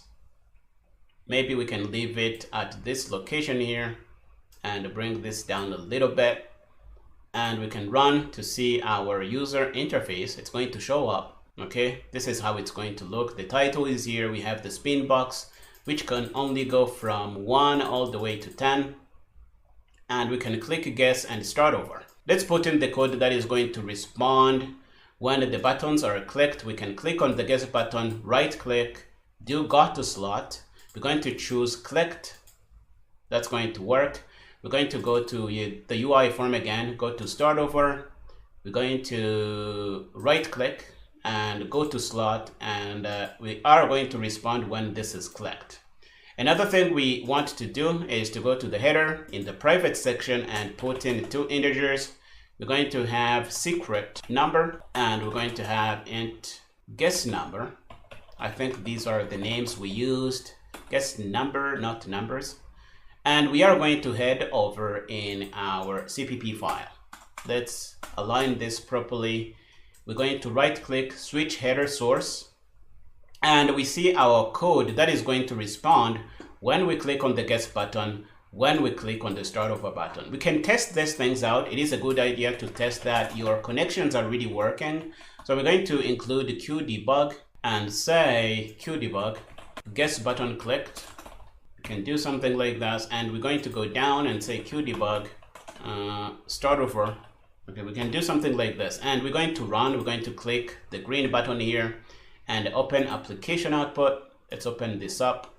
Once we have this here, we're going to guess button clicked. We're going to start over button clicked. Now we want to set up the logic to generate random numbers, and if we go back to CPP reference, we know about srand. You can search this in Google and you're going to land to CPP reference here. We can steal a few things. We can see that to be able to use srand and rand, we need to include these things. So let's include, we're going to copy these includes and we're going to paste them in our CPP file here. Let's go before, or we can even put them here, no problem. We're going to take out IOStream because we don't need it. And the first thing we're going to do here is initialize or set up the seed. And the code to do that is conveniently at CPP reference for us. So we can copy this and put this in our Qt Creator project. This is going to set up the seed. We are going to generate the number, and we will call this secret number because that's our member variable here. And we're going to be using the rand method from the std namespace. Okay, so let's say std rand here to be super clear. And we are going to debug output a message saying that the secret number was generated, and we're going to say secret number here. The other thing we want to do is to disable the start over button, and we want to do this because the user is going to be ready to start guessing. So what we're going to do, we're going to go through the UI pointer, we're going to say start over button, and we're going to say set disabled, and we're going to say true. This is one way you have to disable stuff. And again, if you want to see how I know this, you can go to the Q push button documentation. Okay, so you can land here and you can look at more. You can look at a bunch of methods that you have here. I think we don't have this in this class. It is in the inheritance hierarchy. But if you want to list all of the members, including inherited members, you can click on this link and we can look for set disabled. I think we're going to find that set D, set D, set. I can't seem to find this method here. I don't know what's wrong, but we can search for set disabled. And we're going to find many methods, many components that have it. You can look at this in the context of QWidget. This is something you can do. And it's going to disable the widget input events if disable is true. And we want to disable it. And when a button is disabled, it's going to be grayed out. Okay, at this point, I think we can even run the application. It's not going to do anything fancy, but we're going to see these buttons here, and we're going to see the start over button disabled. But before we do that, we want to clear the message text label. So we're going to say UI message label clear, or we can set the text to empty. I think that's more explicit. So we're going to set text and set it to an empty piece of text. Let's do something like this. Now you see that on the form we have text label here, but if we run the application, if we compile and run, the constructor is going to run to set up this widget, and it is going to be set up because we are creating a variable of it in the main function and we are showing it. This is how our widget application runs. So we are going to run the constructor and we're going to do all these things, and one of those is to clear the text here. Let's compile and run. I really want you to understand this. Now you see that the text is gone, and if we click, we're going to get the messages that we got, and we see that we have generated a 10 as a secret number. Let's run again and see if we get different numbers. We just got a 9, we got a 2. Seems like our number generator is working right. Let's run again, 9. Let's run again, we get a 9 again. Let's run again, we're going to get an 8. It's going to keep getting random numbers, and this is working like we want. Now we can focus on the guess button here. When the guess button is clicked, the first thing we want to do is to get the value. So we're going to say guess number equals UI spin box. We can get the value from the spin box and call the value method. This is going to give us the value. And if you want to know the documentation about the method, you can select it and hit F1, and it's going to take you there. This property holds the value of the spin box, and this is exactly what we want. We want to get this value and store it in our variable here. Because we are still building this application, it is a good idea to really give ourselves a good debug message. So at this point, we can put out a message saying the user guessed and put the number in there. Let's do that. We're going to say qdebug user guessed, and we're going to put the number out. We're going to say qstring number, and we're going to say guess number. I think this is going to do. And I don't think I explained this, but the thing we are doing here with qstring colon number is a way to turn a number into a string that we can print with qdebug, and it is what we are doing here again. So let's run this. It is a good idea to try this as many times as we can. So we generated a 9. For example, we can say guess, and user guessed 5. If we say 7, user guessed 7. And you see, this is working at this point here. Now, the next thing we want to do is to see if the user guessed right. And we can do that with an if statement. We're going to say if guess number equals secret number. They got this right, so we're going to do something else. We're going to do something else. Okay, we can do something like this. You can do these kinds of things in your C++ program. The first thing we want to do is to give them a congratulations message, and remember the message is going to go in the text label here. So the name for that is message label. Let's do that. We're going to go to the CPP file. We're going to do show the congratulations message, and we're going to say UI message label set text congratulations, the number is, and we're going to use a plus operator here to concatenate to a string. And what we're going to concatenate is qstring number guess number. We can either use guess number here or secret number because they are equal. And another thing that I like to do is to pan things to next lines to make them easy to follow. So for example, you can set the text here and put this on the next line to be able to see this on the screen. This makes things easy to see. Now, after this, we need to do some housekeeping on the buttons. We're going to disable the guess button. We're going to disable it, and we are going to enable the start over button because we want the user to start again. So UI start over button set disabled false. We are going to enable it. In the else block here, we are just going to tell the user that the number is lower than that or the number is higher than that. So let's say secret number here to conform to our naming convention. So if the secret number is lower than the guessed number, we are going to say the number is lower than that. If the secret number is greater than the guessed number, we're going to say the number is higher than that. And the user is going to be given a chance to keep guessing until they get the number right. And this is really all we need to do in our guess button clicked function here.